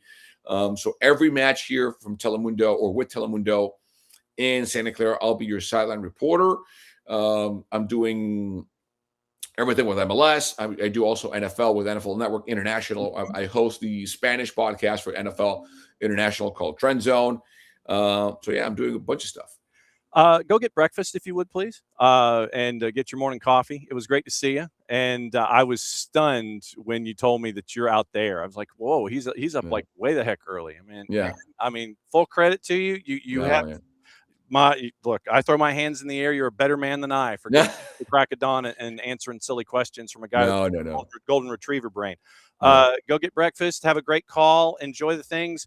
May all of the words come out right, and may all of the equipment work properly, so no one has any kind of lag, and you're not wondering what did dude just say to me as he was tossing to me. Am I tossing the break? What am I doing? Get out of here, my friend. We'll Amen. Thank you, John. You bet. There he goes, Carlos Mauricio Ramirez. That was cool. That's his first cap with us for the morning show. Man, I didn't realize that he was out there. Oh gosh, I hate it when we get folks rolling him out of bed early first thing in the morning, because like I said, I give him full credit. I give Carlos full credit for, if I was getting that kind of a call at like 7:30 in the morning, I would be just sideways. I would, and I give him full credit. So if you watch Telemundo, that's your sideline reporter tonight at Levi's. Sorry, San Francisco Bay Area Stadium. Next up in the queue in a couple of minutes, it's going to be our buddy Nico Moreno. And so Nico's going to come in. And since he's in Seattle, We're going to talk USM&T. We're going to talk about anything else on his mind. But the biggest thing is that he's got to get to the stadium. So he literally has a hard out with us of 8 Eastern or 8 Pacific. Sorry. If it was 8 Eastern, he'd be long gone. So Nico's going to be joining us here in a sec. So the remainder of the show, it's the Power Hour with Nico and Nino. It's flipped this week. And then if technology works, from Guadalajara, we're going to catch up with the Hoff to wrap up the week. And then everybody, find your locations. Find your locations where you're going to be watching the U.S. national team. I know that in some circles it's going to start at 2, the coverage. Then at 3 o'clock is when it's going to get off and running. And then 3 o'clock, and obviously Jason with his coverage. Let me double check his coverage really quickly just to make sure that you know where it's going to be. So if there is a win today, the U.S. can take Group D, because once again, you're looking at head-to-head is the first one. Head-to-head. And we got into it with CMR about what's going on with Christian Pulisic. We're going to get Nico's thoughts coming up here in a sec. 3 o'clock, Lumen Field. So it is going to be Jason at McRae's on the Beltline for the match and a live broadcast of Atlanta Soccer tonight from 6 to 8. 92.9 The Game, Odyssey app, 929thegame.com, YouTube channel, 92.9 The Game. So that is where it's going to be today. So 3 to 5 is the match, 3 to 5-ish. Then 6 to 8, Atlanta Soccer tonight. Jason will break down everything. Should have a reaction from the coaches and from Mauricio Pochettino getting you into the night. And then after the U.S., Scotland and Morocco at 6 o'clock. That one is at Foxborough. Then the other Group C matchup, Brazil and Haiti, is at the Link. That one is at 8:30. And then at 11 o'clock, Turkey and Paraguay, where Carlos Mauricio is, and it is going to be that particular time frame with Turkey and Paraguay. And that is at 11 o'clock tonight, once again, at Bay Area Stadium in Santa Clara. It's in Santa Clara. So CMR is going to be in Santa Clara tonight for Turkey and Paraguay. He's up early. Man, he's up early. It's 8 o'clock kick for them and a 11 o'clock kick for us. So it will be far better as he is on the broadcast with Telemundo. So it's always, once again, very, very cool that we're able to catch up with folks. Carlos Mauricio Ramirez, you heard about all the things that he's up to. And so that's where he's lined up. And so he'll be there tonight for Telemundo, and he's going to be all gassed up and ready to get that squared away. So that is the latest with all of that. And so once again, it's great to have him on. And like I said, it frightens me when I have somebody on very, very early in the morning and they come and do that stuff. Like I said, braver than me, braver than I am when it comes to this. So other stuff that's going on, just to give you an idea, once again, Mexico locking up Group A, and then you end up with Canada's big night, first ever win in World Cup history up in Vancouver. And then so they're right on the edge of the knockouts. They need one more point to work their way through, and then they should be good to go for the knockouts. Brazil is not going to have Neymar on Friday today when they face Haiti. Hasn't played since suffering the calf injury ahead of the tournament, continuing his recovery in New Jersey rather than traveling. Remember, first time out, it was a 1-1 draw with Morocco in that opener. And he's Carlos Ancelotti expected to make changes to the lineup going up against a Haiti side playing in their first World Cup in 52 years. So very, very cool stuff there. Time of play is up. FIFA's new measures to limit time wasting apparently working. Now it's from 56.9% in Qatar, ball in play, to 59.4% of the match time, 56.2% in Russia. Average match length has dropped. And so now, time of play is up to about 57% so far early in the tournament through match day 1. Scaloni is expected to start Julian Alvarez over Lautaro Martinez against Austria. Tagliafico continues to work back from a calf injury ahead of that match. So keep an eye on that one. So also on the board, Tercer Tiempo Fest. And we're going to let you know about this one later on in the show. For those of you in the eastern part of the city, 10th edition of Tercer Tiempo Fest. It's an international soccer film festival, and it's going to make its debut this weekend in DeKalb County. And the festival, once again, screenings, panel discussions, community events, and Jason is going to be a part of the panel on the documentary of King Puma. 2 days of films, and it is free to go. So if you're interested, it's Tercer Tiempo Fest, and you can find out all of their stuff on Instagram is where they are. So it'll be catching up with that. But if you have nothing to do early on Saturday, Tercer Tiempo Fest, you can go there and you can see some really cool films. And there's also one, I think, that's tied to Diego Maradona. So you can go and see that there. So Tercer Tiempo Fest, 19th and 20th of June. They're in Bogota from the 13th to the 19th of July. And then they are in Mexico City the following week. But yeah, Tercer Tiempo Fest. And that is, once again, on today and tomorrow in DeKalb County. And thanks to Discover DeKalb for helping out there as well. They're at the Atlanta Marriott Northeast in the Emory area. So if you need to go and hang out and you want to go watch some really cool stuff, do that. Atlanta Marriott Northeast Emory area today and tomorrow for Tercer Tiempo Fest. So very, very cool stuff there with them. So we got that to get into as well. As we get ready for our buddy Nico Moreno, it's our AST Rewind. And with AST Rewind, it's an opportunity to have everybody kind of lock in and remind us about the game in and of itself. Atlanta Soccer tonight 6 to 8 after the U.S. match. And it's an early time, but once again, it's daily. AST is daily during the World Cup. We're daily during the World Cup. So that reminds me, tomorrow morning and Sunday morning, 9:05. 9:05 kick for us tomorrow. And we'll be going over everything that is attached with what you missed. We'll talk about tonight, tomorrow, probably line up conversations that we're having here this morning in addition to everything here as well. But what I want to do is I want to play a bit of Atlanta Soccer Tonight from last night. And I want to get into a bunch of other things here as well. So the rest of the show and the rest of the rundown, once again, it is Nico. It is Nico until 11. Then Nino Torres checks in at 11, and then it's going to be hopefully, if all else works, it's going to be the Hoff. It's going to be the Hoff coming up here in just a little bit. So that's the rundown for the rest of the show. Let me get you into some of the other news and notes and things.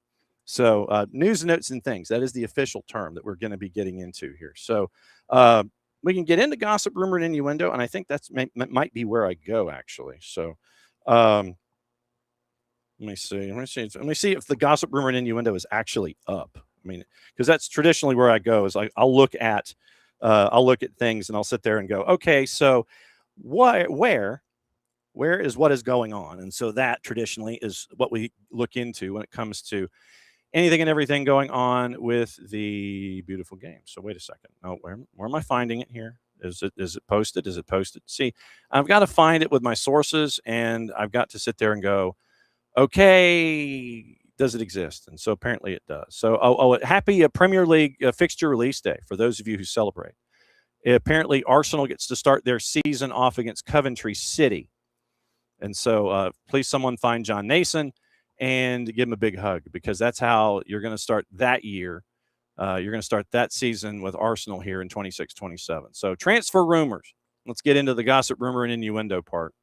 Real Madrid could offer up to 220 million euro for Michael Olise at Bayern Munich, according to Marca. Los Blancos, 150 million euro offer for Julian Alvarez was a bluff designed to complicate Barcelona's attempt to sign him rather than a genuine attempt to bring in the Arsenal international. So they were using the Alvarez number as a bluff.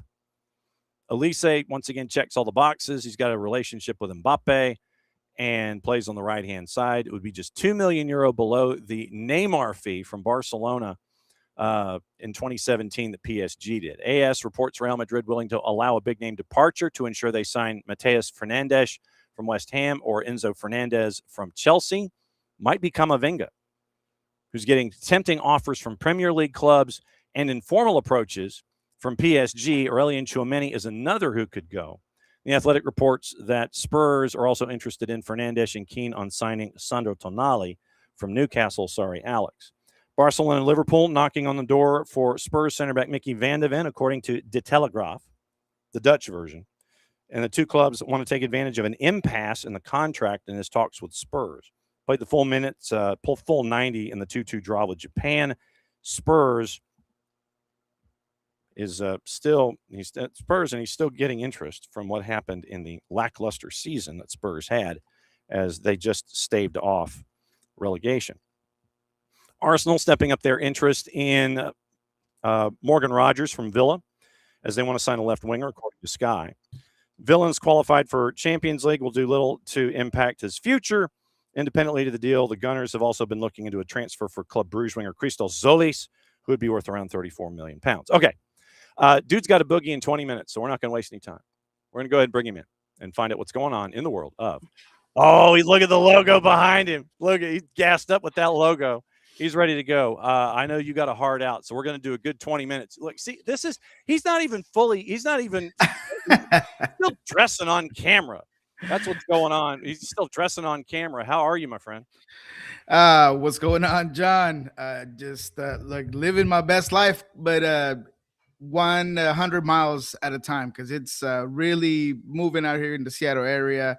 Obviously, I have a commitment to my man John Nelson, and I have to be here. But as soon as I'm out of here, I will be heading down to Seattle Stadium to see the Aggies take on the U.S. men's national team, baby. And I am excited. I think it's going to be a phenomenal crowd. I was able to, talk to some of the players yesterday, and I think that they have high expectations of what they're going to see today.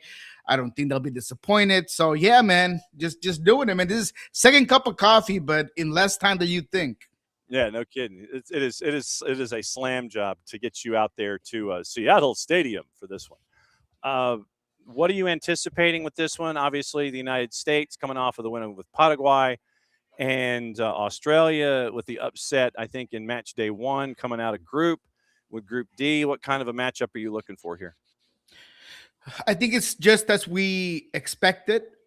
Sometimes the best answer is the easiest answer. And neither one of these teams is going to change their tactics, their approach. We know what Australia does well. Pragmatism has paid off for just about every nation that has taken that as their approach in this World Cup.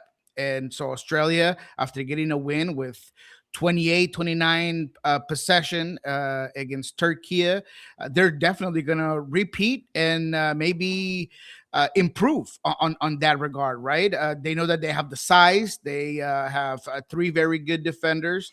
I think Sutter at Leicester has been excellent for Australia. I mean, the guy is a massive individual at 6'6".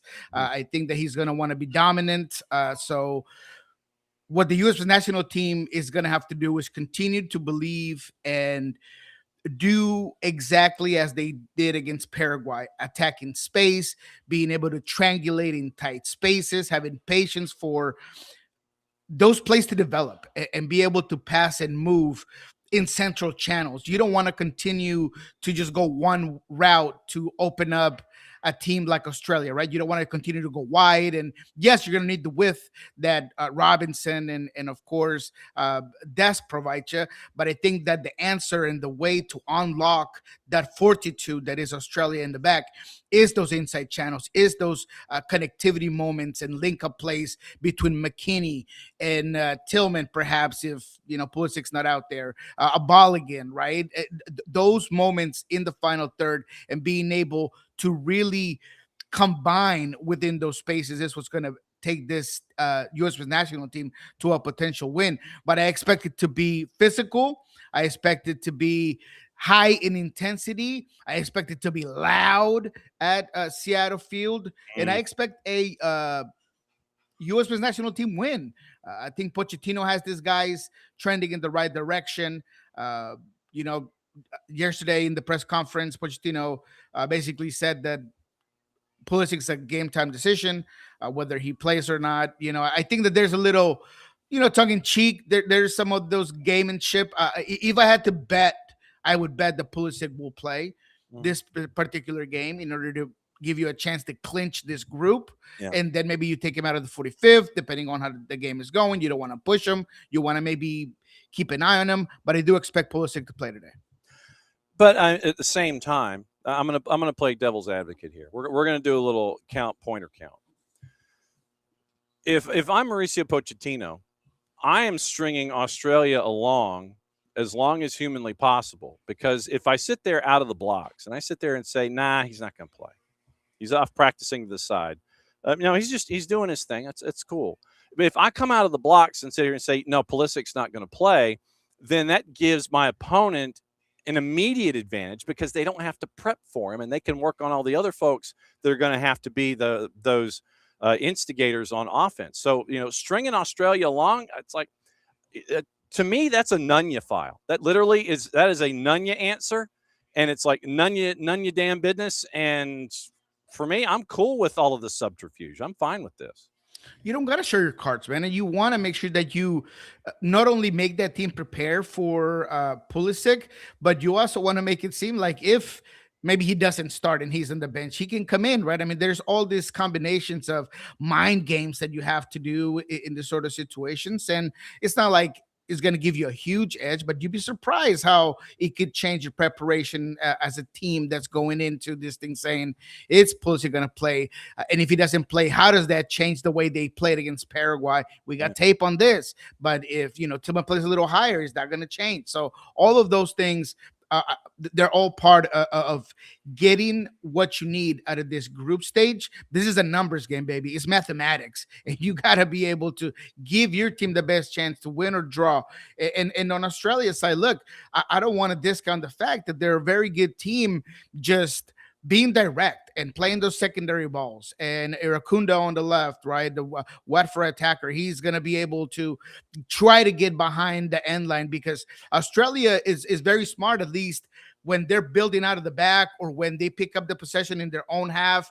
They play short, long, right? They want to be able to draw you in a little bit just so you can continue to push that back line and the line of confrontation a little bit higher. And then they're going to just push that ball as quickly as they can, maybe a Touré getting behind the defensive line. So in those moments, that's when you're going to need a guy like Alex Freeman being very wary where he's going to be, make sure that Tim Ream has some support. So all of those things have to kind of come together for the U.S. national team in order to get a good result today. Yeah, and, if you basically go with the same starting 11, then that Freeman and Dest are going to be creating problems up the right-hand side, which creates issues for obviously Australia's left.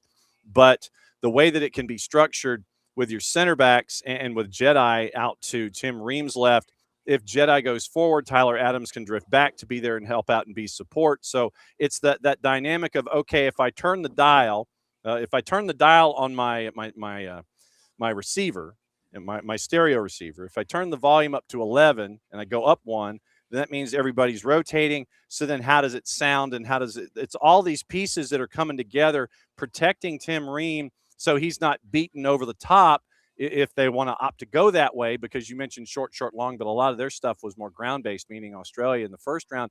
You got to protect Tim Ream. You got to make sure he's not beaten over the top, that he's got support, and you let everybody else run. So you turn the dial one knob to the right, and you see Freeman and Dest going up the right-hand side. Totally. It's about shifting. It's about having a man reference on the guys that are going to be the quickest outlets whenever they pick up the ball. It's going to be about discipline whenever you are on the ball, right? You're going to be able to understand if the ball turns over here, you got to make sure that you push back quickly. Who's going to be protecting certain guys? It's about anticipating where threat is going to come into, right? And I'm sure they're going to do a whole lot of studying, and the way Australia kind of changes their attack from transition moments to when they're possessing, and all of those things are going to be part of it. Now, set pieces, that's going to be another important aspect, right? I mean, Australia, again, they have size. They have guys that could put the ball in dangerous positions in terms of set pieces. We saw what happened there, in some of those friendlies with the U.S. national team when it came to those set pieces. So you're going to have to go battle it out. But I don't know. I'm not as concerned. The only times that I've seen Pochettino's teams under pressure and almost look completely unable to get back into a game is when you're playing really good offensive teams that put you under pressure. They're going to take the game to you like you did with Belgium, like you had with Portugal. There were moments with Senegal when they would add a lot of numbers forward where you saw a couple of moments where they needed to be better than Senegal there. So I don't know if Australia has that. I really don't. I think that they have a decent midfield. I think that they have moments where perhaps if you're unable to really correct those moments, if you're undisciplined in your shape, maybe, I'm not saying that they cannot score. Those moments just surely can, but that's not their forte.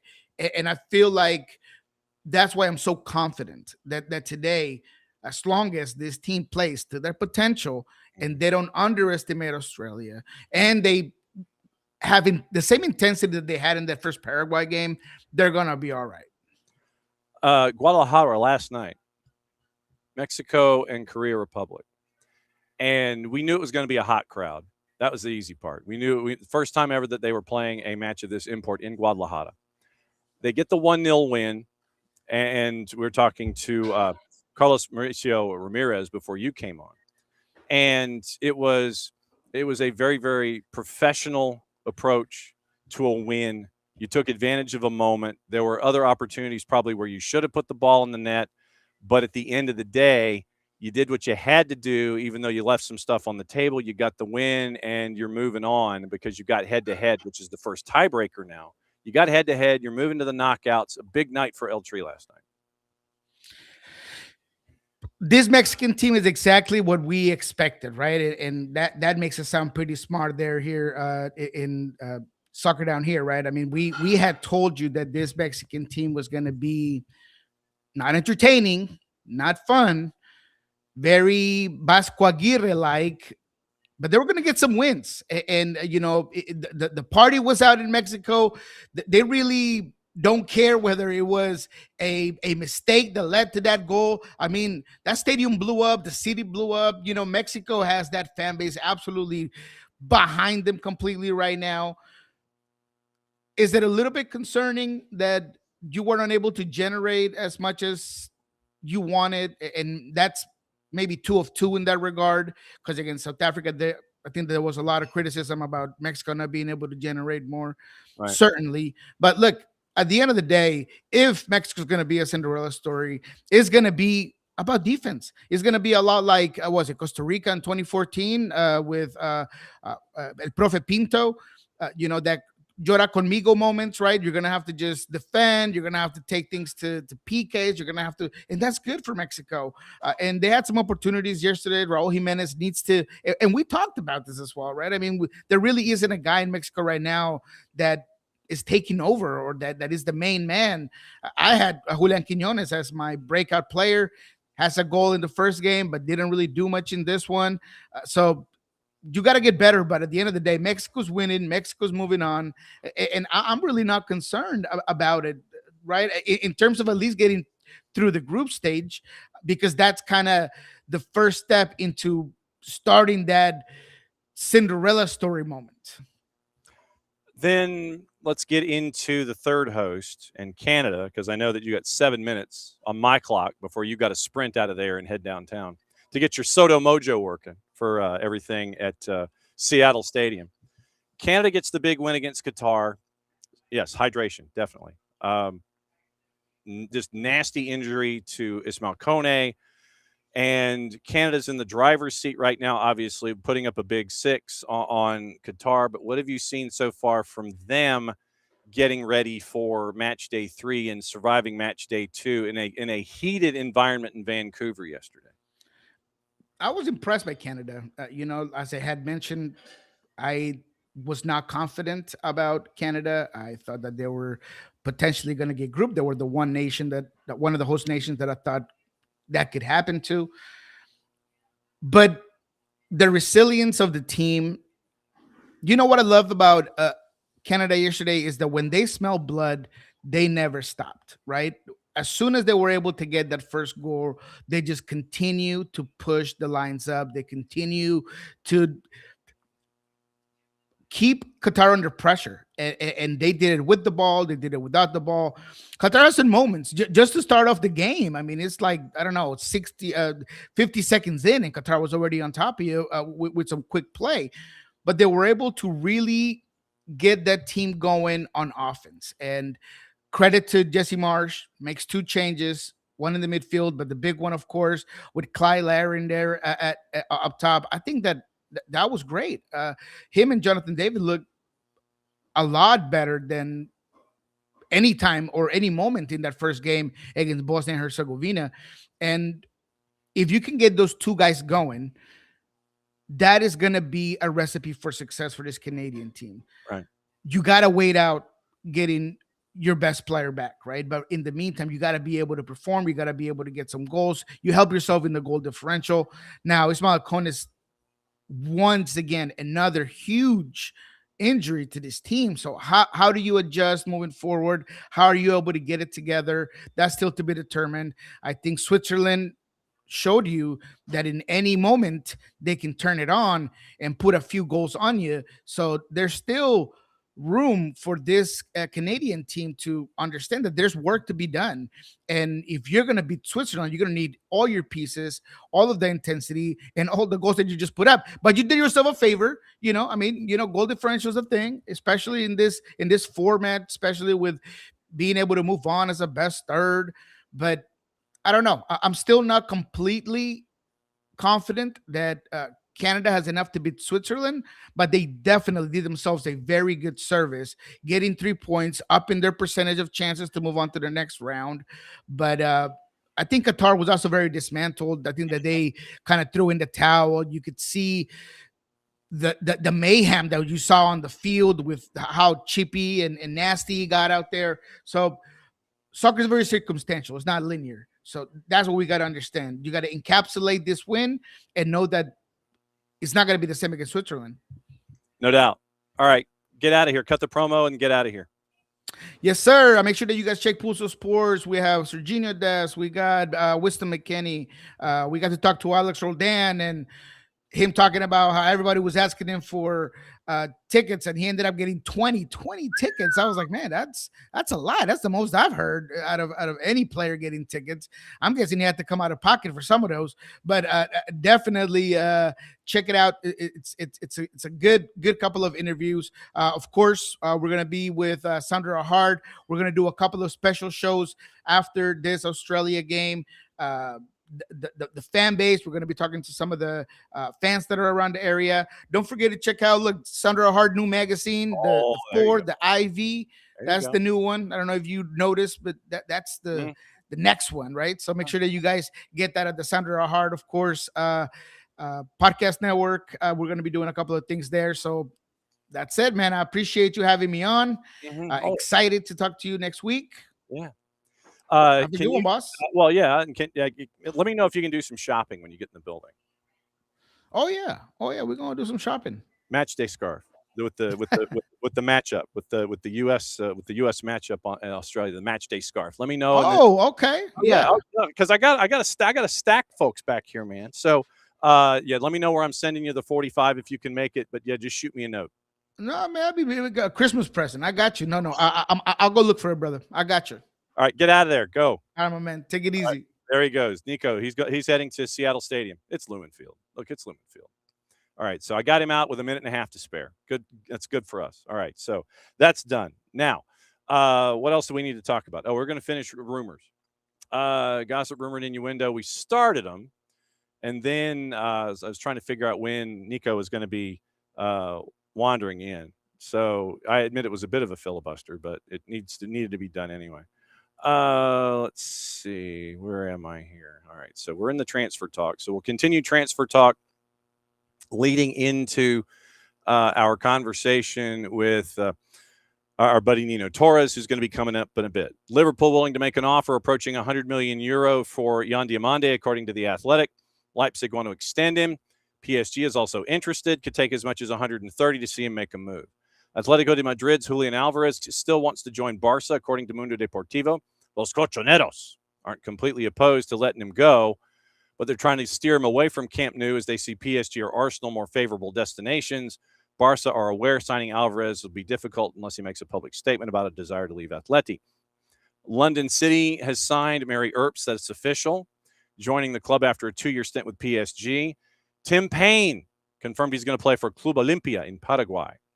With all the viralness, and now he's going from New Zealand to Paraguay, Olimpia in Paraguay.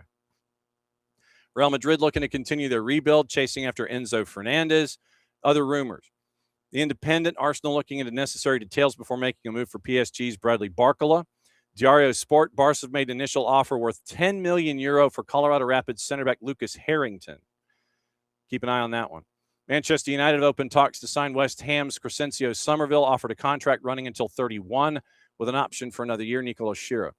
Athletic, Spurs interested in West Ham's Mateus Fernandez, also keen on Newcastle United Sandro Tonali.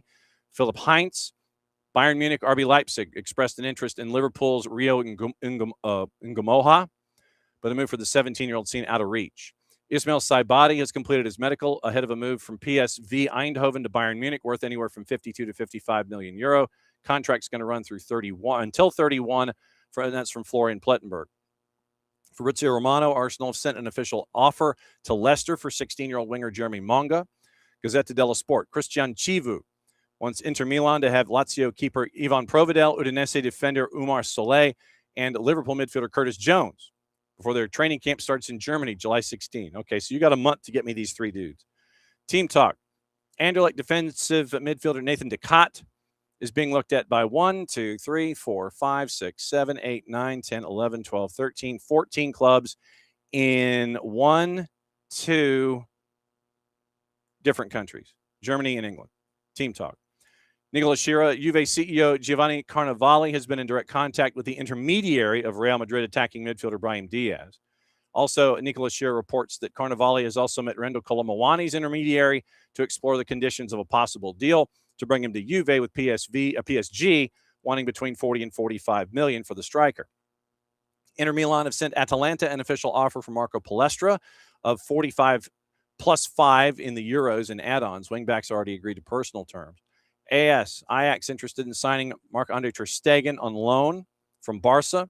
Nicolo Shira, again, Juve have asked for information on Celta de Vigo midfielder Elias Moriba, and Napoli are watching the situation as Juve prioritize Spurs' Guglielmo Vicario in their search for a keeper. That's from Sky Sports Italia. So that's your gossip, rumor, and your innuendo for the morning before we go and check the other papers and find out what's going on. So now, what to watch, where to watch it, how to watch it, brought to us by our friends at Fanatis, fntz.co/soccer down here. That link is important.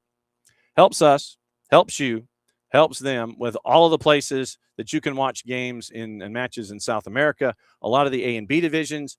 You can add TVV out of Venezuela if you want. You can watch CDO and CDO2 out of Chile. Liga 1 Max Pro out of Peru. You get all the BNs, which means you get Middle East, North Africa, the European leagues. You get Libertadores, Sudamericana. You get all those. And you get links to TIC out of Argentina with their coverage of everything, which means you get the Copa Argentina. And you also get what is going on with Tigo Sports and CATV. They have ties there as well. So here is the rundown of what to watch, where to watch it, how to watch it. It should be pretty easy because it's just the games in the tournament. Big FOX has the 3, the 6, and the 8:30. FS1 has Turkey and Paraguay at 11. Telemundo has all 4. ESPN Plus has League One with Westchester and Portland. So it's P-Hop and Westchester at 7 o'clock. Fox O&E has the quadruple header. Peacock has the quadruple header through Telemundo. So that is your watching. Once again, brought to us by our friends at Fanatis at fntz.co/soccer down here. And so once again, thanks to them for being great partners with us and completely adding to my streaming services and all of the chaos that I have here on a weekly basis. So that's kind of where we are. All right. By the way, we are we are 55 seconds away from hitting hour number 2. So here's passing 2 hours on the show. In hour number 3, Nino Torres is going to join us here in a sec. Then hopefully, if technology works from the hotel in Guadalajara, we're going to catch up with the Hoff and find out what he's been up to down there in Guadalajara, and about the matchup last night where he got to see El Tri and the Korea Republic. So that is the third hour today. We're going to be close. We might be in the. I don't know if we're going to make the 3-hour show. We're going to be close. But remember, there's a lot to get into, and I'm going to look at my notes and see if I will have gotten anything as we go here. But it is that time where we catch up with anything and everything going on in Lima, Peru, which means that through his graciousness, because he's baking up a storm, and we are under a month away from figuring out how to get Nino the Baker's desserts here to Atlanta for the World Cup final.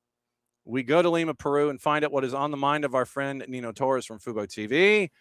Yellow, yellow, yellow. Wolfgang Puck, what's up?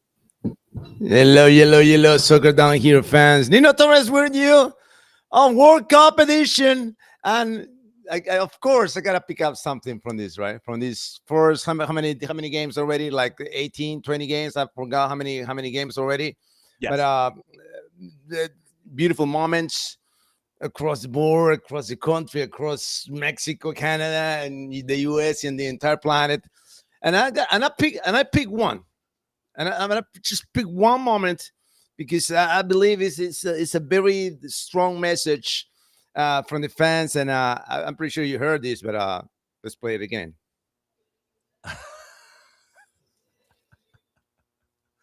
There you go.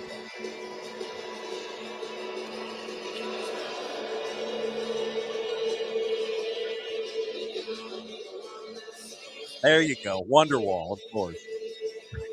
And after all, you're my wonderwall. Oh, that's Baby, I got chills. I gotta tell to your audience, brother. I cried the first time I watched this clip. I freaking cried, brother, like a baby.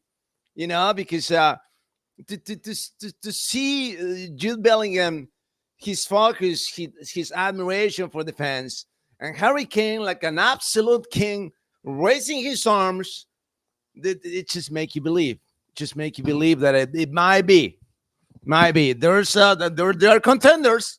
Oh, they're serious contenders.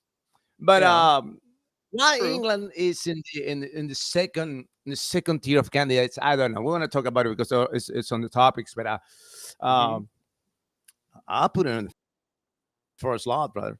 All right. I put in the front pack of the contenders up there. Right. I put it right up there with France, with Argentina. Heck yeah. Okay. All right. We will continue to see. I once again have not looked at the topics, and I bring them to the table for the first time by opening the document that you have sent me, and we look at topic number 1. Yeah, I think this is fair. Messi, the absolute king. He is the king of kings. I don't care what anybody says right now. He's a big boss man.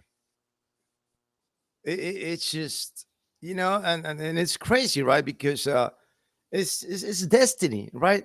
In the very first game that he played, he scored in the World Cup, June 16 of 2006. And the very same day,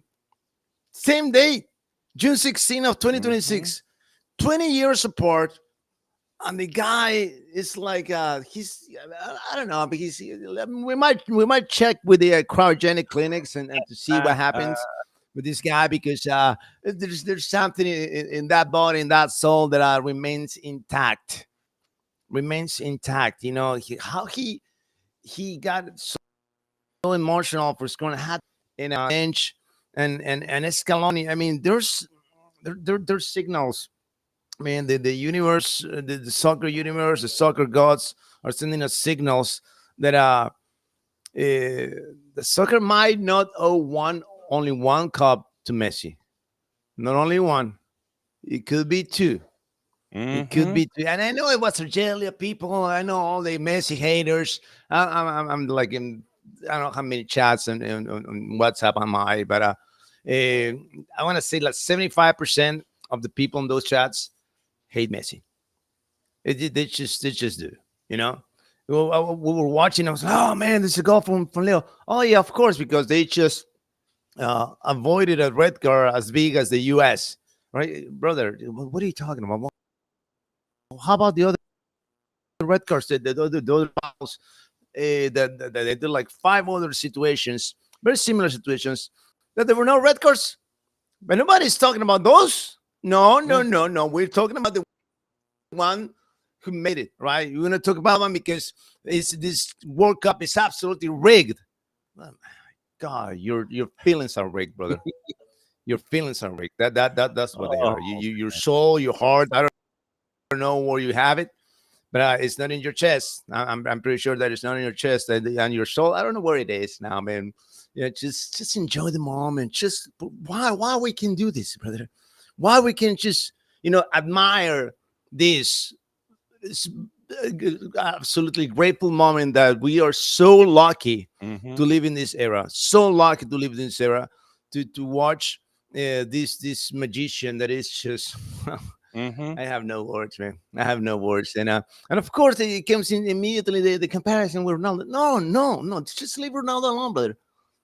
Just leave Ronaldo alone. He got a lot of troubles to take care of it right now with Portugal. So just forget about the comparison. Right now, the comparison is not the right moment to talk about it. And you know what? Messi's going to do this and Ronaldo's going to do. We're not in 2015. We're not in 2015. If we were in 2015, I'll tell you, yes, he's going to step up. He's scored a hat-trick. I'm going to score a hat-trick. It's going to be toe-to-toe.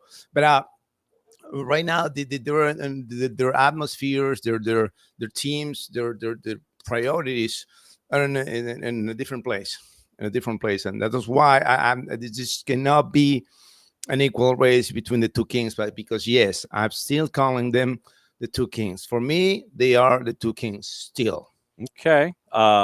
But right now, the absolute king is Messi. He's a bad man. And he took himself out. It's like 3-0, 10 minutes to go. I'm good. Job's done here. Take me out, buddy. Playing 90. I'm good.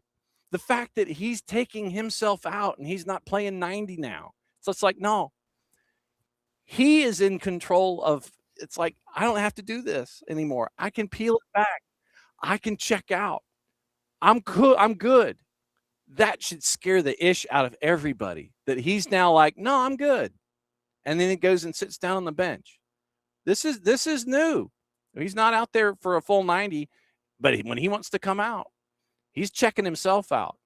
And everyone should be scared as you know what with that. That to me is part of this, and this is part of why we are having this discussion. So, all right, so Nino froze. So let's see if he dials back in. And so, okay, so hang on. So let me do this. And no, I'm not going to do that. So I'm going to do this. All right. So waiting for Nino to the connection to Lima, Peru. There he goes. Okay. So here we go. I don't know. We're back. I don't know. Jeez. All right. We're back. We're back. Yes, we're back. But yes, he's a bad man. We know, and it's right. It is. Do you want to? Let's. All right. So England, it's coming home. Was that your Harry Kane discussion, or was there other stuff?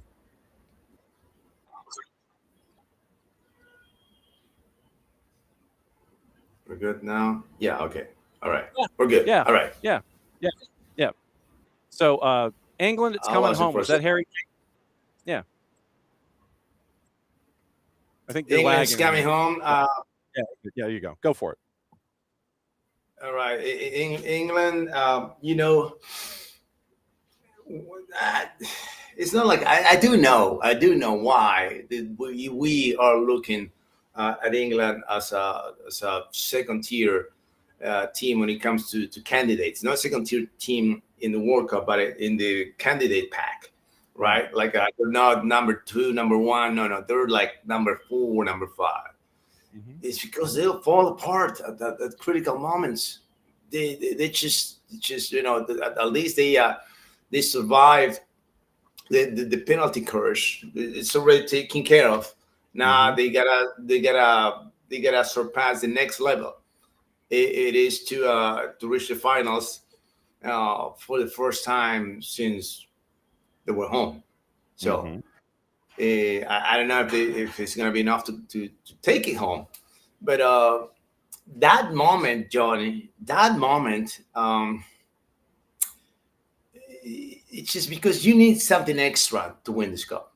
You need the extra, the X factor that is not on the pitch, it's not on the tactical field, it's not on how many games you play or how many reps or how many. No, there is an additional force that you need to have, that you have to have in order to win this beautiful tournament that it only gives you 30 days. It doesn't give you a whole season. This is a short tournament. And like I always say, it doesn't matter if you came undefeated from 50,000 games. All right. Sorry. I said 55,000, and it's just like, all right, went there. All right. It doesn't matter before the World Cup. It only matters the 7 and now 8 games that you have to play at the top of your abilities. It doesn't matter before and after. Only this. And right now, the best team, the team that played the best soccer against the most equally sided, talented team in front of them. Because France beats Senegal, Argentina beats Algeria, and there's Colombia, there's the US. The US, don't forget about the US. All right, they can make a deep run too. But to beat Croatia, it's a different kind of win. You know, it's a quality win.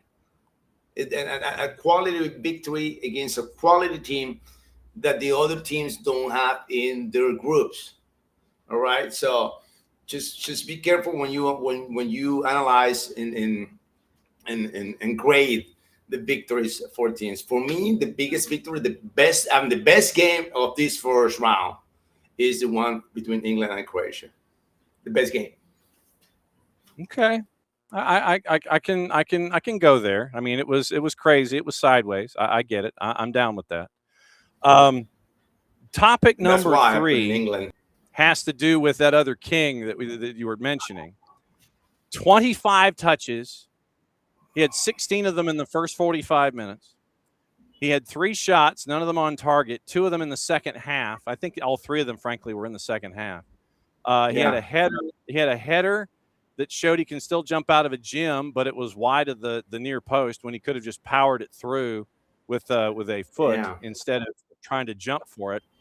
I think that, and Thierry Henry made this point on American television, that Cristiano Ronaldo is in the position as a 9.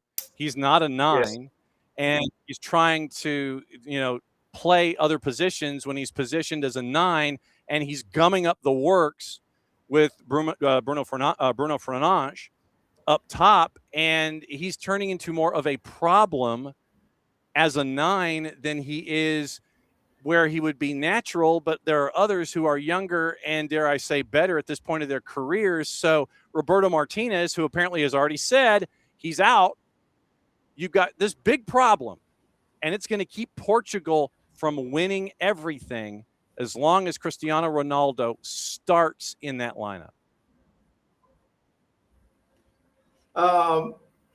Certainly, there's he slows down the team. There's no doubt about that. No doubt. All right. He's also there's. I think the biggest problem for me, it wasn't Ronaldo. For me, on this game, it wasn't Ronaldo. Okay, I saw Vitinha playing so deep. I mean, so deep. He was only side to side with Diego Costa. Why in the world you need Vitinha, the most dynamic midfielder in the planet, to play right next to your goalie? It doesn't make any sense. It doesn't make any sense. Okay, and the wingers, they were just so deadly sleepy. I mean, Bernardo Silva, I don't know what's going on with Bernardo. I don't know what's going on with Bernardo. He was like, he took I don't know, pills or something, sleeping pills. What happened? What happened with Vitinha? What happened with Bruno Fernandes? What happened with what's the other guy? Pedro Neto. You need that core of players, all right, to be in sync, and they were not. They were not. If you check the possession for Portugal, I'm going to say that 75% of that possession is behind the halfway line. Wow. 75% possession. It's just ridiculous. And the where's the issue there with Ronaldo? There's no. I mean, Ronaldo has no word in that, no saying on that, no responsibility on why they're taking so many lateral passes. So I was so excited to say, all right, we're gonna see the best midfield in the World Cup, and it turned out to be this sleepiest midfield. No disruption, no progressive passing, no dynamics, no nothing. So when you got those partnerships, you know, it's about the small partnerships. Cesar Menotti said this: soccer is all about the small partnerships. Me and you and the other guys on the other side, there's two. You know, I got one partnership, he one partnership. There's zero partnership in Portugal, zero. All right, and I think, I mean, Roberto Martinez made the substitution. I think he should have made the substitutions at halftime with Conceição and Rafa Leao at the same time. At the same time, I would take out those wingers in a heartbeat. You know, you're not starting the next game, by the way. I'm pretty curious now who's going to start in the next game for Portugal. I'm telling you now, there will be changes. There will be changes. I think Trincao is back in the midfield. I think Rafa Leao and Chico Conceição, those are the two players that you need to start in order to make this Portugal fly. Rafa Leao, Chico Conceição, and Trincao. You got those three on the pitch. Forget about Silva. Forget about what's the guy? Pedro Neto, and forget about those guys. And Portugal will change. I'm telling you, 97.5% sure that Portugal will make a tremendous impression in the second game of the World Cup. I'm telling you that right now. Are you sitting Cristiano Ronaldo? No. Okay. No. All right. Okay. I'm not saying Cristiano, no, because once you get, I mean, you need the number of opportunities that you're going to create with Rafa and Chico is going to take care of the offense by itself, and he's going to get more opportunities, and he's going to be there to get more deliveries. Hopefully, I don't know. And the other side, the other issue, Johnny, Bruno Fernandes did not get a single true pass. He is a king. They had the most assists in the Premier League this season. Yeah. All right. None of that. We saw none of that on the pitch from Portugal. So don't blame it on Cristiano, please. All right. Okay. I'm sorry, but I'm not gonna blame it on Cristiano. Hey guys, everybody, you see how poor he finished. I know. It could happen. But when you got, instead of 3 opportunities, you got 6, you're gonna score a goal or 2. Okay. So just ready to watch Portugal in the second game. All right, and then we will talk. By the way, when they're playing, I think they're playing next week, right? Oh, hang on just a second. Hang on. Portugal is 23rd. Uzbekistan in Houston. 1 o'clock. 1 o'clock on the 23rd. Watch for that game. I'm predicting right now Portugal will put 4 on Uzbekistan. Okay. Group E. The next matchup for this team is tomorrow. It is at 8 o'clock Eastern time. And you have Ecuador, the sum of all fears, as they play Curacao at Arrowhead. What's on your mind here? They're not going to score enough goals against Curacao. They're going to beat Curacao. They will. I'm saying that we're not going to see Curacao getting beat by like 5 goals. I don't see that happening.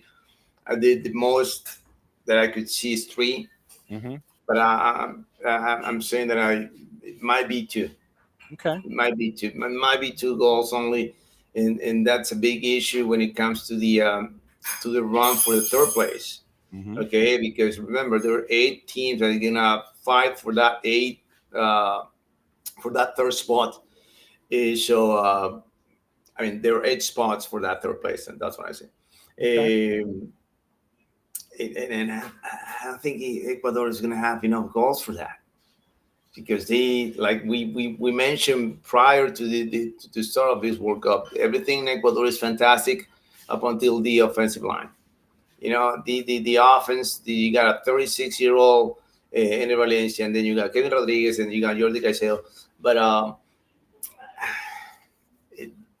you know, I'm leaning more to replace Ener Valencia than replace Cristiano Ronaldo, the star Cristiano Ronaldo. You know, I'm more leaning to leave Valencia for 30 minutes of playing for the next 2 games. Okay. And to get the most out of Ener. Give me 30 intense minutes, Ener, and he's gonna go for it. But let the hard work for the other guys, for the younger guys, for Kevin and for Jordi. That he could play with two strikers on top. We'll see. Kevin is more dynamic than Caicedo, is more positional. But I think that if you start at 2, it'll be massive for Ecuador. Ecuador, they're gonna have to put 4 on Curaçao. They're not gonna put 4. Maybe I'm wrong, but we'll see. When was the last time that Ecuador put more than 3 goals? I just can't recall. Yeah, Can't recall. I don't think that in the entire year. I don't think that the entire year scored more than 2 goals. I'm gonna. Let me see this. Hold on. I'm looking too. We'll see who gets there first. You're looking because I don't think that Ecuador scored more than 2 goals in the entire year. Wow. Yeah, there you go. 3. They put 3 on Guatemala, so that's the most that they could get. 3. I don't see more. You see, all the other games, I'm going all the way back to March of 2025. The most goals that they scored was 2 against Venezuela. All right, and they have scored. They scored only 3 goals once in the entire year in a friendly. So, if they want to advance, I mean, they got a big issue because they're closing their group against the deadly mine shop that Luftwaffe is spreading their wings like we used to. You know, that Luftwaffe is back in business, and when you got those bombers coming at you one after another, good luck. Yep. Last time they scored 4 was November 24 in a 4-0 win over Bolivia. Topic last. Colombia ready for a deep run, Cucho. Next time up, Group K, DR Congo, Tuesday, 10 o'clock in Guadalajara.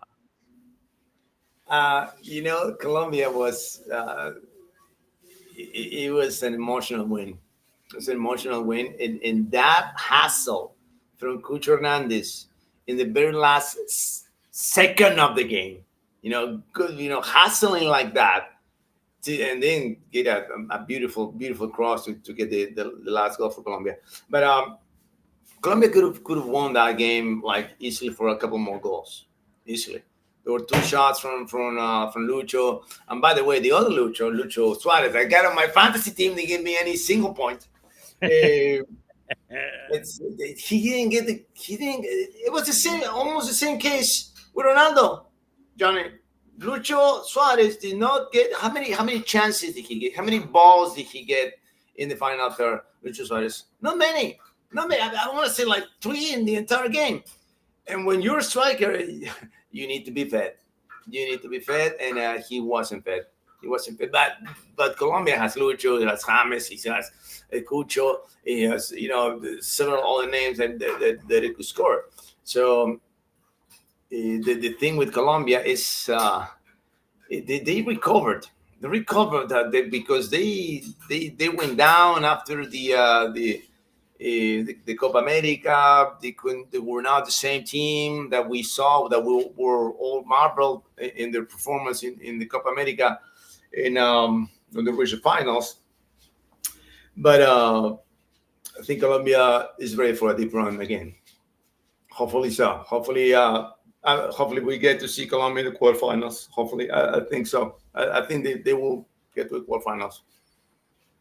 All right, my friend. It's always great to see you and catching up with you. Be safe, cook well. We will catch up with you in 6 days' time and do it back on Thursdays. Love you very much. And just be safe down there, my friend. All right?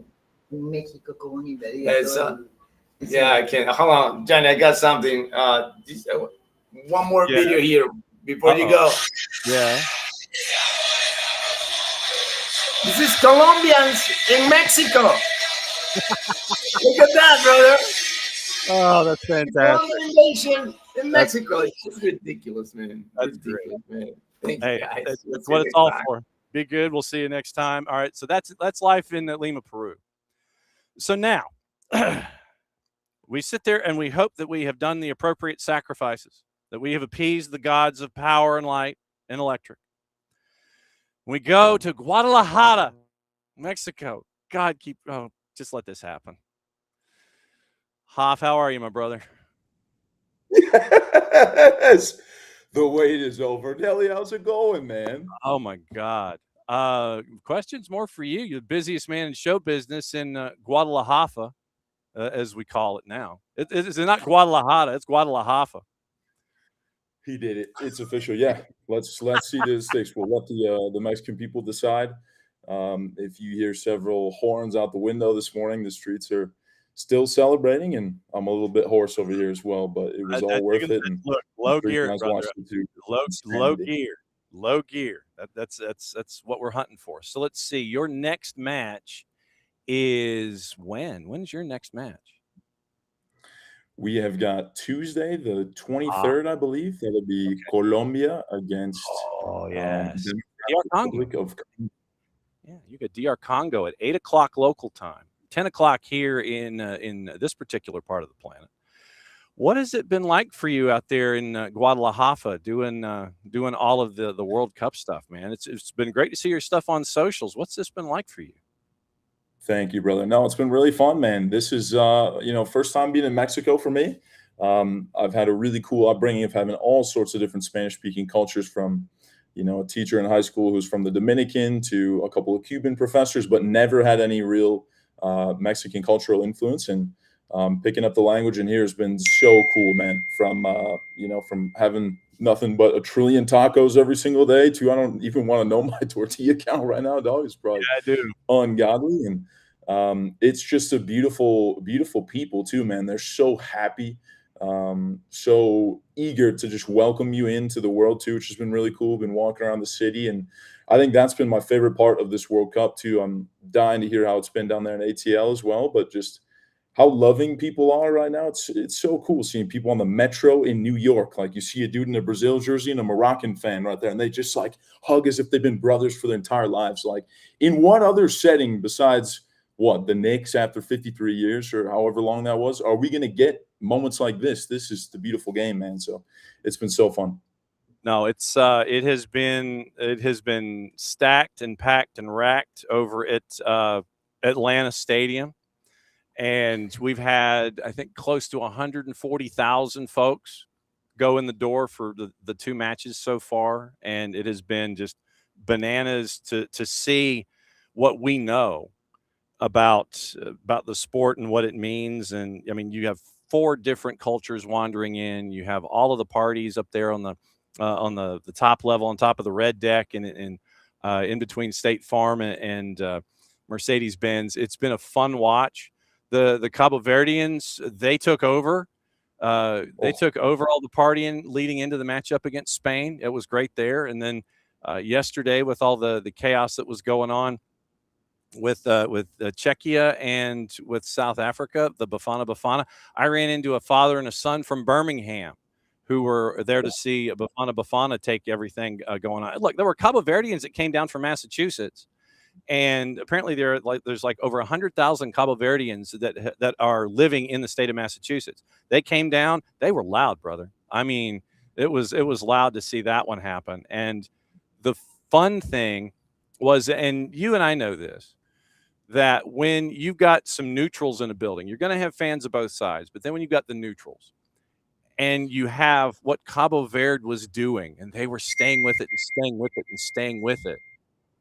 The crowd turned, and they were Yes. rooting for Yes. the underdog, and it was a great vibe to see that stuff happen. Just the underdog flip too. That was the other thing I wanted to ask you, man. What has been between what I've seen of FanFest and Kevin Egan out there too, the crowd for the Mexico match, for the USMNT, and then the Cabo Verde fans, it looked like we had ATL PD officers like dancing with them pre-match too. Like, what do you think has stood out to you most from the scenes in ATL so far? Is there any one thing? Oh, I mean, but I mean, it's for me, it's the reinforcing of what we knew. Everybody's sitting there, and there's still the stereotypes. And I was going back and forth with you. We played the sound earlier in the show about the head coach for South Africa after the match busting Atlanta's chops about Mercedes-Benz not being a football stadium and all that kind of stuff. And I went on a 15-minute rant, and I apologize for that. But, dude, look, the South's got something to say. The world's got something to say. And the fact that it was in Atlanta where it was said, I hate to break it to the man, but I gave him a bless your heart, but I also welcomed him back. It's like, look, come back. We'll show you a vibe. We'll show you what this is. Come with us to the modern day where you're not out there in 40-degree weather in a long coat brought to you by some Burberry folks in London fog, and the wind's whipping it sideways and you can't see what's going on, and you're playing in a mud pit. You got 70,000 people that are just giving you all of the love that they can, and this guy wants to ish all over the Benz. I was not a happy man. You know what I think I love most is you see there's social accounts, for example, like, ESPN Mexico, and it'll be a phone video, and the caption will just be like, this is the greatest stadium in this World Cup and possibly in world football. Seeing just all these external people finally get put on to what MBS has been for the club, for Atlanta, for world football for years now. I remember Club World Cup when I think Manchester City posted a video of Pep Guardiola, and he was like, homie's jaw was at his feet. And that's Pep Guardiola, like the greatest manager in the history of the game. So my hope, as much as I'm sure it is yours, is that they come back, right? It's like, hey, if you like the looks of the digs, hey, man, swing on by. Come on down to the Gulch. Come on by to Lot 17. See what we got going on the MLS side of things. And that's, I think, when you're going to see the great tilt, of the league just exploding. And it's what literally got me here to Mexico was 2014 and sitting on the couch and watching Clint Dempsey score in, 40 seconds against Ghana, in my top of my head hitting the ceiling from jumping off the couch. Like, you cannot make up the magic that's in the air when it's World Cup season. And right now, so far, inside of the lines, between these goals, between the Messi hat trick, between USMNT, I'm catching the zoomies now. You're going to have to ring me in here. 4-1 against Paraguay. And don't get me wrong, I was wearing a neutral outfit that day because Miguel Almiron was on the other side. And boy, was I pulling for them as well. But my goodness, it's been a star-studded start to this 2026 FIFA World Cup. Dude, I'm not going to let you stop your zoomies. I mean, when you got a zoomie, I'm not going to stop you. Come on now. You know me better than that. Let's go into it then. Big day today. 1 p.m. over your way. Was that first one against Paraguay? I mean, Gio Reyna coming on and he decides to just caress it with a little outside of the boot right there. Is it too good to be true, Nelly? I need you to bring me back to earth or tell me we're going to win it all, because I'm between those two spots and there's no in between. Well, patience, Grasshopper. Patience. Let's take it day at a time, match at a time. Everything's fine in its own place. Let the Trivella live for what it was. Enjoy that particular moment with Gio Reyna. Enjoy the United States men's national team pressing Paraguay out of the building and trying to create the most difficult of surroundings for them in a home environment that was off the charts. It wasn't off the chain. It was off the entire bicycle. That's how mad it was at SoFi. And since FIFA ain't paying me to say the city name, I'm just going to call it by its name that the sponsor has. When you have as complete a performance as you saw from the United States, you move it forward. Look, it is game at a time. It is every cliche in the book that we try to avoid when you and I are asking questions. You go to today. It's Australia. I know there were some pundits here in the country that were sitting there running their mouths and going, "Oh, easy. Tranquilo. Tranquilo. As we say down here. Game at a Calma. time. Calma. Everything's cool. Look, Australia is not – look, they got an upset in round number 1. I get it. They were on the plus side of the juice boxes. Game at a time. I know a lot of folks are looking at Christian Pulisic. And if he plays, cool. If he's not 100%, sit him. Or have him on the bench just to kind of sit there and act as that specter, you know, like the vulture that's kind of hanging off to the side, and you're sitting there and you're in the desert and you're looking for that oasis and you see that vulture just kind of hanging off to the side, waiting for that moment. Just let it happen. Let it happen today. You win this one, you win group, then take care of it from there. Just step at a time. Calma, young Freihofer. I think for me, it was just the way that they would go at the game, like what you said, the way that they just dominated, controlled circulation of the ball. Balaguer just with his left boot. He's a righty, isn't he? Just curled it into where the spiders live up there. That one, I think, for me, I celebrated the most. You know, Reina was a little more audacious and flair, but that Balogun one was just different. So, yeah, I was looking at the numbers too. It looks like USMNT have not kept the clean sheet in 9, I think is what it said, compared to Australia held up against, 30 shots that they faced and still kept the clean sheet. So that's been a big thing too, is can that back line tighten down a little bit more? I mean, you only conceded 1 against Paraguay, but further you go along, these attacks are only going to get more and more disgusting. So I'm in it, man. I'm in it, believing it. Pochettino fever, take me. Let's go. Yeah. I'm ready. Yes. I mean, now with you down there, what is an average match day like for you, since you are the man with the plan, one of 2 hosts down there at the Estadio de Guadalajara? What is a match day in Guadalajara City for you? Yeah, man, we have an amazing team down here. It's a super big mix of people from all over the world, which is really cool. So we've got a director from Peru. We've got one of our main show directors who also does some work in MLS with LA Galaxy. We've got a PA announcer from El Salvador. We've got another one from Chicago Fire. My co-host, big shout out to DZ. He is working with the Milwaukee Bucks and also does some local radio there in Wisconsin. And he was born in Colombia as well. So we've got a really cool mix of just lots of different voices, flavor, cultural upbringing. So we usually get up here at the hotel. We've got breakfast here right where we stay, kind of in the heart of Guadalajara. It's a really cool area. So we'll get up, have a meal about 8. We'll take an Uber over to Estadio Guadalajara, and we'll walk in. This thing, Nelly, is crazy looking. It's built like a volcano. It's coated in grass, which I need to do some Big J journalism here to find out how they trim the grass, because the angle, I'm talking like this. So they pay a guy a lot of money to push him over all the way up and then somehow not fall on the way down. I'm thinking maybe it's one of those, like, I don't know what you call it, the old school, just massive razors, and it swings around. Yeah, or maybe there's a Roomba. Oh, weed whacker. A weed whacker. Yeah, that could be it too. We head in there about 9:30, and it'll be a lot of production meetings talking over what we'd like to do to really just cater to this crowd too. It's been, despite the opponents, very heavy Mexican too. Really cool fun fact is the wave, they like to say, was born here in Guadalajara, Mexico. So they call it La Ola Mexicana, which, yep, I had not heard that till I came down here too. So on FIFA.com, they say La Ola Mexicana was born here in the 86 World Cup. So that's been present for all the matches. Cannot confirm or deny the true sourcing there on that one. But no, it's been so cool, man. The crowds for both Korea and Czechia were amazing. And then last night, man, I have never lived anything like that at the international level in terms of just Mexico in their own country with a chance to be top of their group, from the anthem to the Canta y no llores.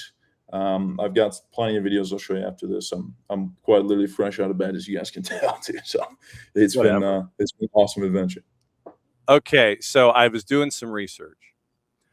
The wave has its history, couple of different versions, depending on your storyline. November 15, 1979, at a hockey game in Denver, Colorado. Look at that. No, October 15, 1981, at a Major League Baseball game in Oakland. But the one that I know, Halloween 1981, Washington football against Stanford at Husky Stadium. That's the one that I knew. Yep. So I would go back to, that's why I was kind of going, well, so then what we'll do is we'll stipulate this. Yep. The first ever soccer match wave. Here we go. I will stipulate to your findings, Professor Freihofer.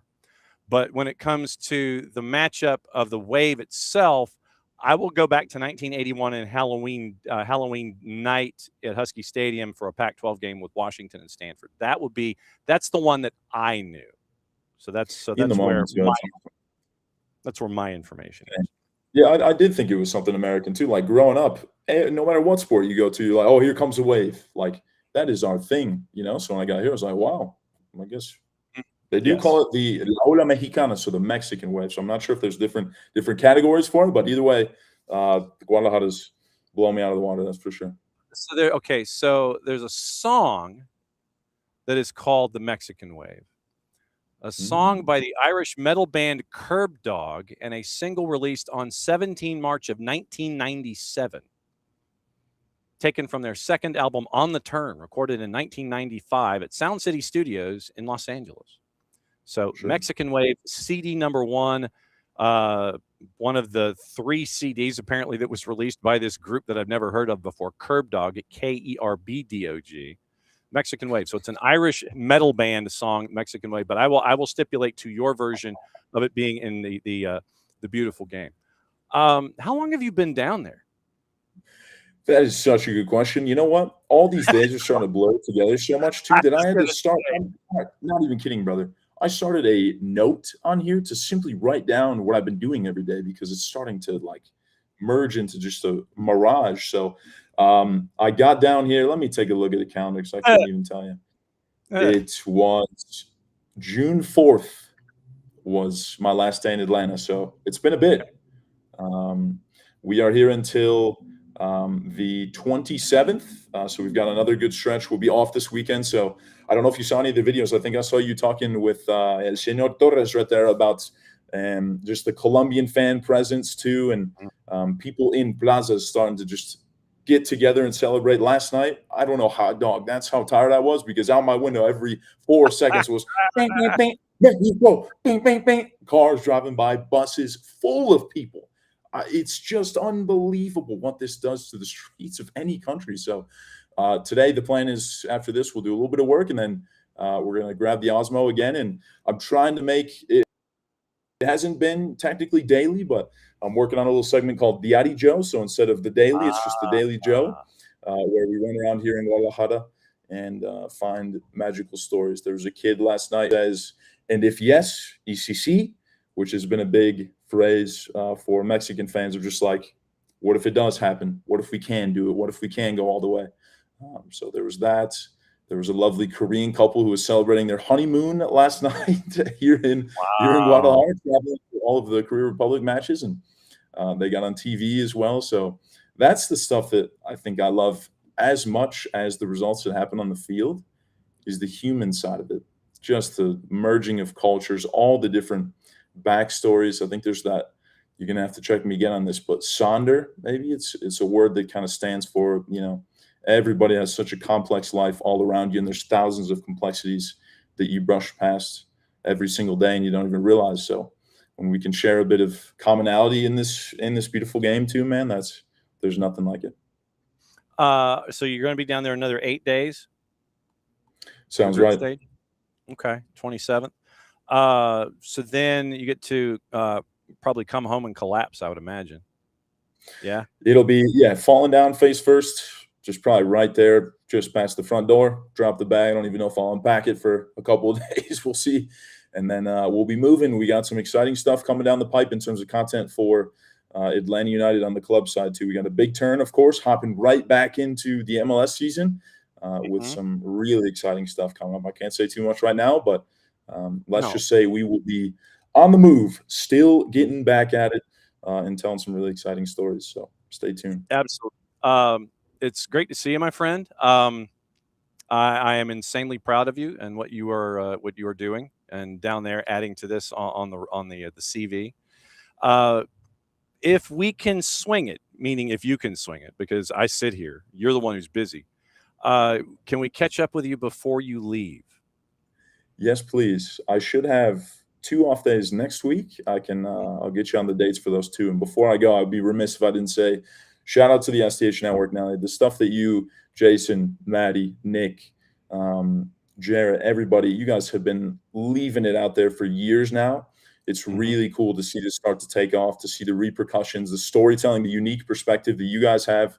It makes me think of Leagues Cup when Cooper Sanchez hit the scene and you guys were there, because you've been with the youngsters from the beginning. There's nobody who puts in more work, and uniquely Atlanta and uniquely for the world too. So I appreciate you. Thanks for being such a good partner, a good reference for me as we go. I miss Atlanta like crazy. Threw this up here as I fell out of bed before coming on, because believe it or not, being down here too, I've missed Atlanta a ton. Seeing the scenes, seeing other people react to Mercedes-Benz Stadium too during a competition like this. Man, have we got it good, brother. And I cannot wait to be back with you. Yep. And let me know if you can do some shopping for me on a match day. And let me know how much I need to Venmo you. I got a little bag back here, Don. Drop the bag. So I got you. Okay. All right. No way. That's the school of Nelly.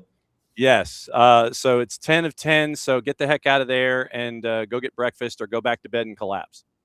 Let's do it. Miss you, brother. Thank you so much. I'll see you. Just be safe. We'll see you soon. Mexico. I'm gonna let that be the final image of the Hoff. That was cool. I'm glad that the Wi-Fi in the hotel stuck. But yeah, so we catch up with the Hoff for 20 minutes. Wow, it's 20 minutes. But that's just us anyway. So yeah, that's why we started calling it Guadalajara, because he is there. Follow him on his socials, and you can see he sent me a video of sunset at the Estadio de Guadalajara yesterday. Sorry, Guadalajara. And it was average. I mean, it's great hues going in between all the green and all the metal that was there. So yeah, completely and totally average views, and the experience of a lifetime to do something like this. So this means that he's probably going to be wanting to go back in 2030 and do the same things and be a part of it there. But no, that's the Hoff. He's in Guadalajara, and it's always great to catch up with him there. All right, a couple of things before we wrap. First and foremost, what we got to do is we have got to look at AST. And with AST, it is once again after tonight. It is after the match tonight.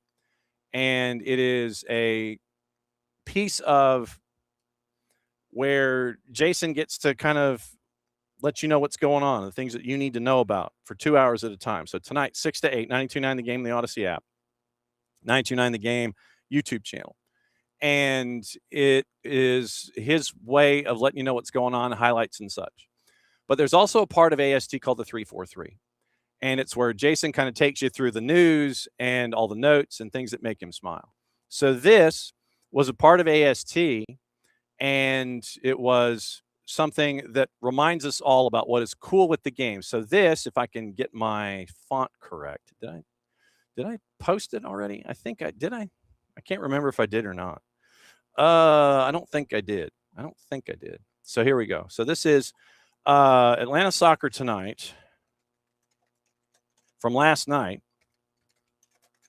And here is what made Jason smile yesterday. If I can find the right button to push, and then I'll push it. So here we go. What made me smile is walking back into the media center at the World Congress Center. So on what I think might still be called Falcons Landing. I always think of it that way because when we went to the old Georgia Dome, the grass area there between the World Congress Center and where you walk over to Mercedes-Benz Stadium, pickup game. A soccer pickup game with little kids, with adults, with all nationalities, all backgrounds, all ages. The adults were letting the little kids play with them. It was so cool to see with the stadium and all the World Cup branding behind it, because that's what it is. You're going to have so many people who are going to remember this World Cup experience here in Atlanta and things like that. So just stumbling on that game after, walking out of the World Congress Center and then coming back in and seeing it, that was so cool. Because if you love the game, you've jumped into one of those pickup games before like that with random strangers, and you meet people, and they might be from anywhere in the world. And a lot of times in those pickup games, you make lifelong friends. It's very, very cool. Or you just have a special memory of playing in the shadow of a World Cup stadium like little kids today got to do at Falcons Landing. So cool. Atlanta soccer tonight usually ends with the 3-4-3. And so today it is after the match from 6 to 8, the USM&T match. USM&T match starts at 3 o'clock. After that, it is Atlanta soccer tonight, 92.9 The Game, the Odyssey app, 929thegame.com, the YouTube channel, and then it's pushed to the Off the Woodwork podcast section at 929thegame.com after the fact. But yeah, when we were wandering, and Jason made an extra trip to make sure that Sophia could get to her car and fight traffic in the hour and 15 minutes for her to get back to Cobb County. I kind of saw the tail end of it. I saw it the second go around because Jason, I'm sure what he was referencing was the first round when there were probably more people and it wasn't looking like the sky was going to open up. But it was one of those things where you got to kind of see and be reminded about what it's all about. So very, very cool stuff there. Now, one more thing before we get out of here, and it has to do with Tercer Tiempo. And that is the film festival that is today and tomorrow. And you can follow them on their Instagram. And I'm getting the quick handle here just so you can see it. It is Tercer Tiempo Fest on their Insta. And there is all the info that you need for the Tercer Tiempo Fest. And that is today and tomorrow over by Emory University. And it is World Soccer Film Festival, June 19 and 20, and Atlanta Marriott Northeast in the Emory area. And Discover to Cab gets a boatload of credit for all of this. They have 3 sites for the World Soccer Film Festival this year: Mexico City, Bogota, and Atlanta in DeKalb County. And so Tercer Tiempo Fest, once again, 19th and 20th here, 13th through the 19th of July in Bogota, 21 through 28 in Mexico City. And so it's an opportunity to catch up. Jason's going to be a part of one of the panel discussions tomorrow. And what he did was a part of Atlanta Soccer Tonight, catch up with Felipe Tobar, who is one of the organizers of Tercer Tiempo Fest. And here is a part of that interview, if you missed it, from AST and from Intersection. So here's the catching up with Felipe Tobar about Tercer Tiempo Fest and what it means, and to have it here inside the perimeter this weekend. So here's Jason and Felipe Tobar. We've never had one in Atlanta that I know of, definitely not on this kind of a scale. How did Atlanta become part of this conversation, and especially with DeKalb? Yeah, so Discover DeKalb, when I presented the initiative to the plan to James, the CEO, James Sismanaskis, he's super progressive. He thinks out of the box, and he said, "Let's do it." How much? He literally asked how much is to make it. Won't be won't be too much for your budget. But he was super supportive. He understands that puts DeKalb into the world kind of spotlight. Really showcases what DeKalb can offer to international tourists, especially during these times. We have been organizing this since last August. So it's quite a full year organizing this event. And DeKalb provide everything to the festival. We're doing this in the Marriott Hotel in Northeast Emory area, which has very nice amphitheater.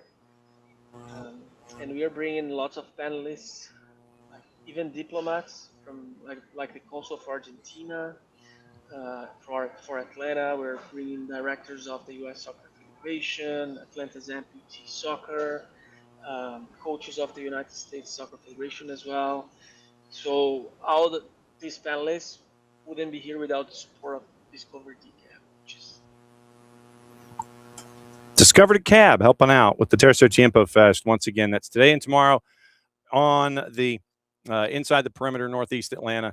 And that is, once again, Atlanta Marriott Northeast in the Emory area. Thanks to Discover a Cab. And once again, you can go to the Instagram account, which can be your window to everything with the Tercer Tiempo Fest and what it looks like. And so it is interesting. So I'm waiting for up to 5 seconds before I'm supposed to access tercertiempofest.com.co. And it might be having to do with Colombia, but okay. So it wasn't giving it to me, but anyway, you can go to their Instagram account and get all the information that you need. But yeah, thanks to Felipe and thanks to Jason for helping us out there with the Tercer Tiempo Fest. Jason's going to be there tomorrow. Tomorrow morning, it is going to be interesting because I am going to be at Local Vine in Cumberland. And that's where we're going to be doing the morning show from 9:05 until hour plus. And Scott Flood is going to be there, and he's going to co-pilot the thing with us, and we're going to have all kinds of fun.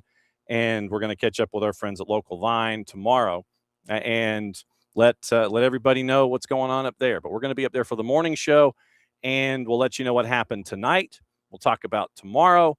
And it'll be just another day where it's going to be crazy when it comes to the beautiful game and laying it all out there. So let's see. So tomorrow is going to be a triple header. It's going to start at 1 o'clock, but we are going to have at 9:05 Eastern. We're going to be live from Local Vine Beer, Wine, and Liquor on Cobb Parkway in Cumberland. We're going to do the show from there, and we're going to set you up for the weekend. So it's going to be another very, very busy time. I don't know if I can filibuster for another 3 minutes and 20 seconds, but it's been a heck of a week, and it's been a great week for a lot of folks. Today, it was great to catch up with the Hoff and find out what's going on in Guadalajara. Nino Torres from Fubo TV, Nico Moreno from Pulso Sports, and Sounder at Heart, who should be getting close to being there in being at Seattle Stadium for the matchup this afternoon. It's going to be coming up at 3 o'clock kick. So in 2 hours and 58 minutes from now is when you're going to have kick with Australia and USA. We'll check juice boxes coming up in just a bit. Thanks to Carlos Mauricio Ramirez, who's going to be on the sidelines for the matchup for Turkey and Paraguay for Telemundo tonight. That's going to be late night, 11 o'clock kick, 8 o'clock out west. Thanks for him dropping by. Thanks for all the cup dates. And then at the beginning of the show, which seems like yesterday at this point, Jason Brock, president of Pritchard Industries and the Sports and Entertainment Group. And it was great to kind of look at infrastructure and find out some of the things that when we go into a facility, we just kind of take for granted as being there to host an event this size, like the World Cup. And like I said, Mercedes-Benz has been doing a bang-up job. And for them, the hard part is getting to game day, match day. And so for them from there, it's been pretty easy. You get there and then you know what happens if A, then B. And all the folks it takes to kind of move around and make sure that it all ends up in one spot. That's the big thing. And so thanks to Jason Brock from Pritchard Industries, from the Sports and Entertainment Group, to kind of give us a thought on infrastructure and let us know what's going on with all of that. So it was really cool to be able to do that today. And like I said, this has been one of the busier days that we've had, and we kind of had to make up for it because of only going close to 90 minutes yesterday and what happened there. So I know what we forgot to do. We forgot to catch up with Ben Jacobs and find out what's going on there, because we did talk about gossip, rumor, and innuendo, but we did not go on and dig a little deeper. Ben Jacobs, Alex Crook, Batman and Robin over at Talk Sport and Gimme Sport, Manchester City's pursuit They are closing in on Elliot Anderson from Forest, top target. 2 bids rejected before the World Cup, highest 121 million pounds. Latest offer is 106 plus add-ons. It was turned down. Anderson's made it clear he wants to move to the Etihad. Evangelinos Marinakis has been handling negotiations personally and apparently kept others at the club in the dark, including manager Vitor Pereira. So I'm sure that's gone well. So it looks like Elliot Anderson wants to go, but right now 106 plus 15. Frank Lampard close to agreeing to a new deal at Coventry City. John Percy at the Telegraph with those reports. Parties in advanced talks. Coventry was always confident Lampard wasn't going anywhere despite links to Fulham. New Premier League season kicks off. It's going to start Friday, August 21st. Arsenal and Coventry City for Friday night football.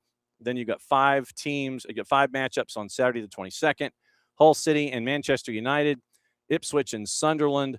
Those are your 3 promoted teams. Monday Night Football that day is going to be Fulham and Chelsea. And so that is what it looks like with those groups. Once again, Manchester City optimistic. Liverpool have had a bid rejected on Yan Diomande just south of €100 million.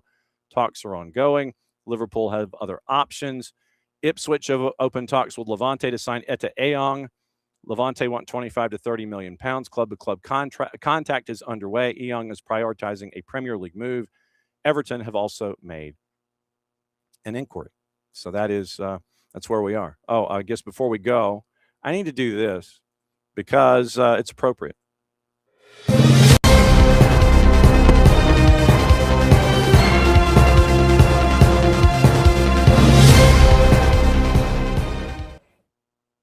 It's appropriate because for the first time ever in the history of the modern incarnation of SDH, we've gone over 3 hours. A lot of stuff to talk about. We had 3, 4, 5 guests, cup dates, all the things. North of 3 hours. 9:05 tomorrow morning, Scott Flood and I will be at local Vine Beer, Wine, and Liquor on Cumberland, in Cumberland off of Cobb Parkway. If I have a voice, he may be doing most of the talking. Since it is a Friday, we know what Fridays mean. Time to send us home. And to do that, we only do that one way and one way only. Enjoy the game this afternoon. Enjoy all the games this afternoon and tonight. Back at it again tomorrow to break everything down and let you know what's going on. Mucha Plati, I'll play it safe. Go get some lunch, everybody, or breakfast if you're watching on the West Coast. The war was on. The keys on the typewriter had sharp points that kept sticking into our fingers. The dictating equipment started asking us questions, and our beepers sent electric shocks just through our body like a cattle prod. Out in the warehouse, the trucks kept banging into the docks, not even thinking about stopping. Oh, our frail bodies were strapped to the chairs, and our chairs were chained to the desks. Our pleas for justice were ignored, and the end seemed near. But we busted our slave drivers' little bitty balls. We've charged out of their brick fortress. The streets are ours. Be gone.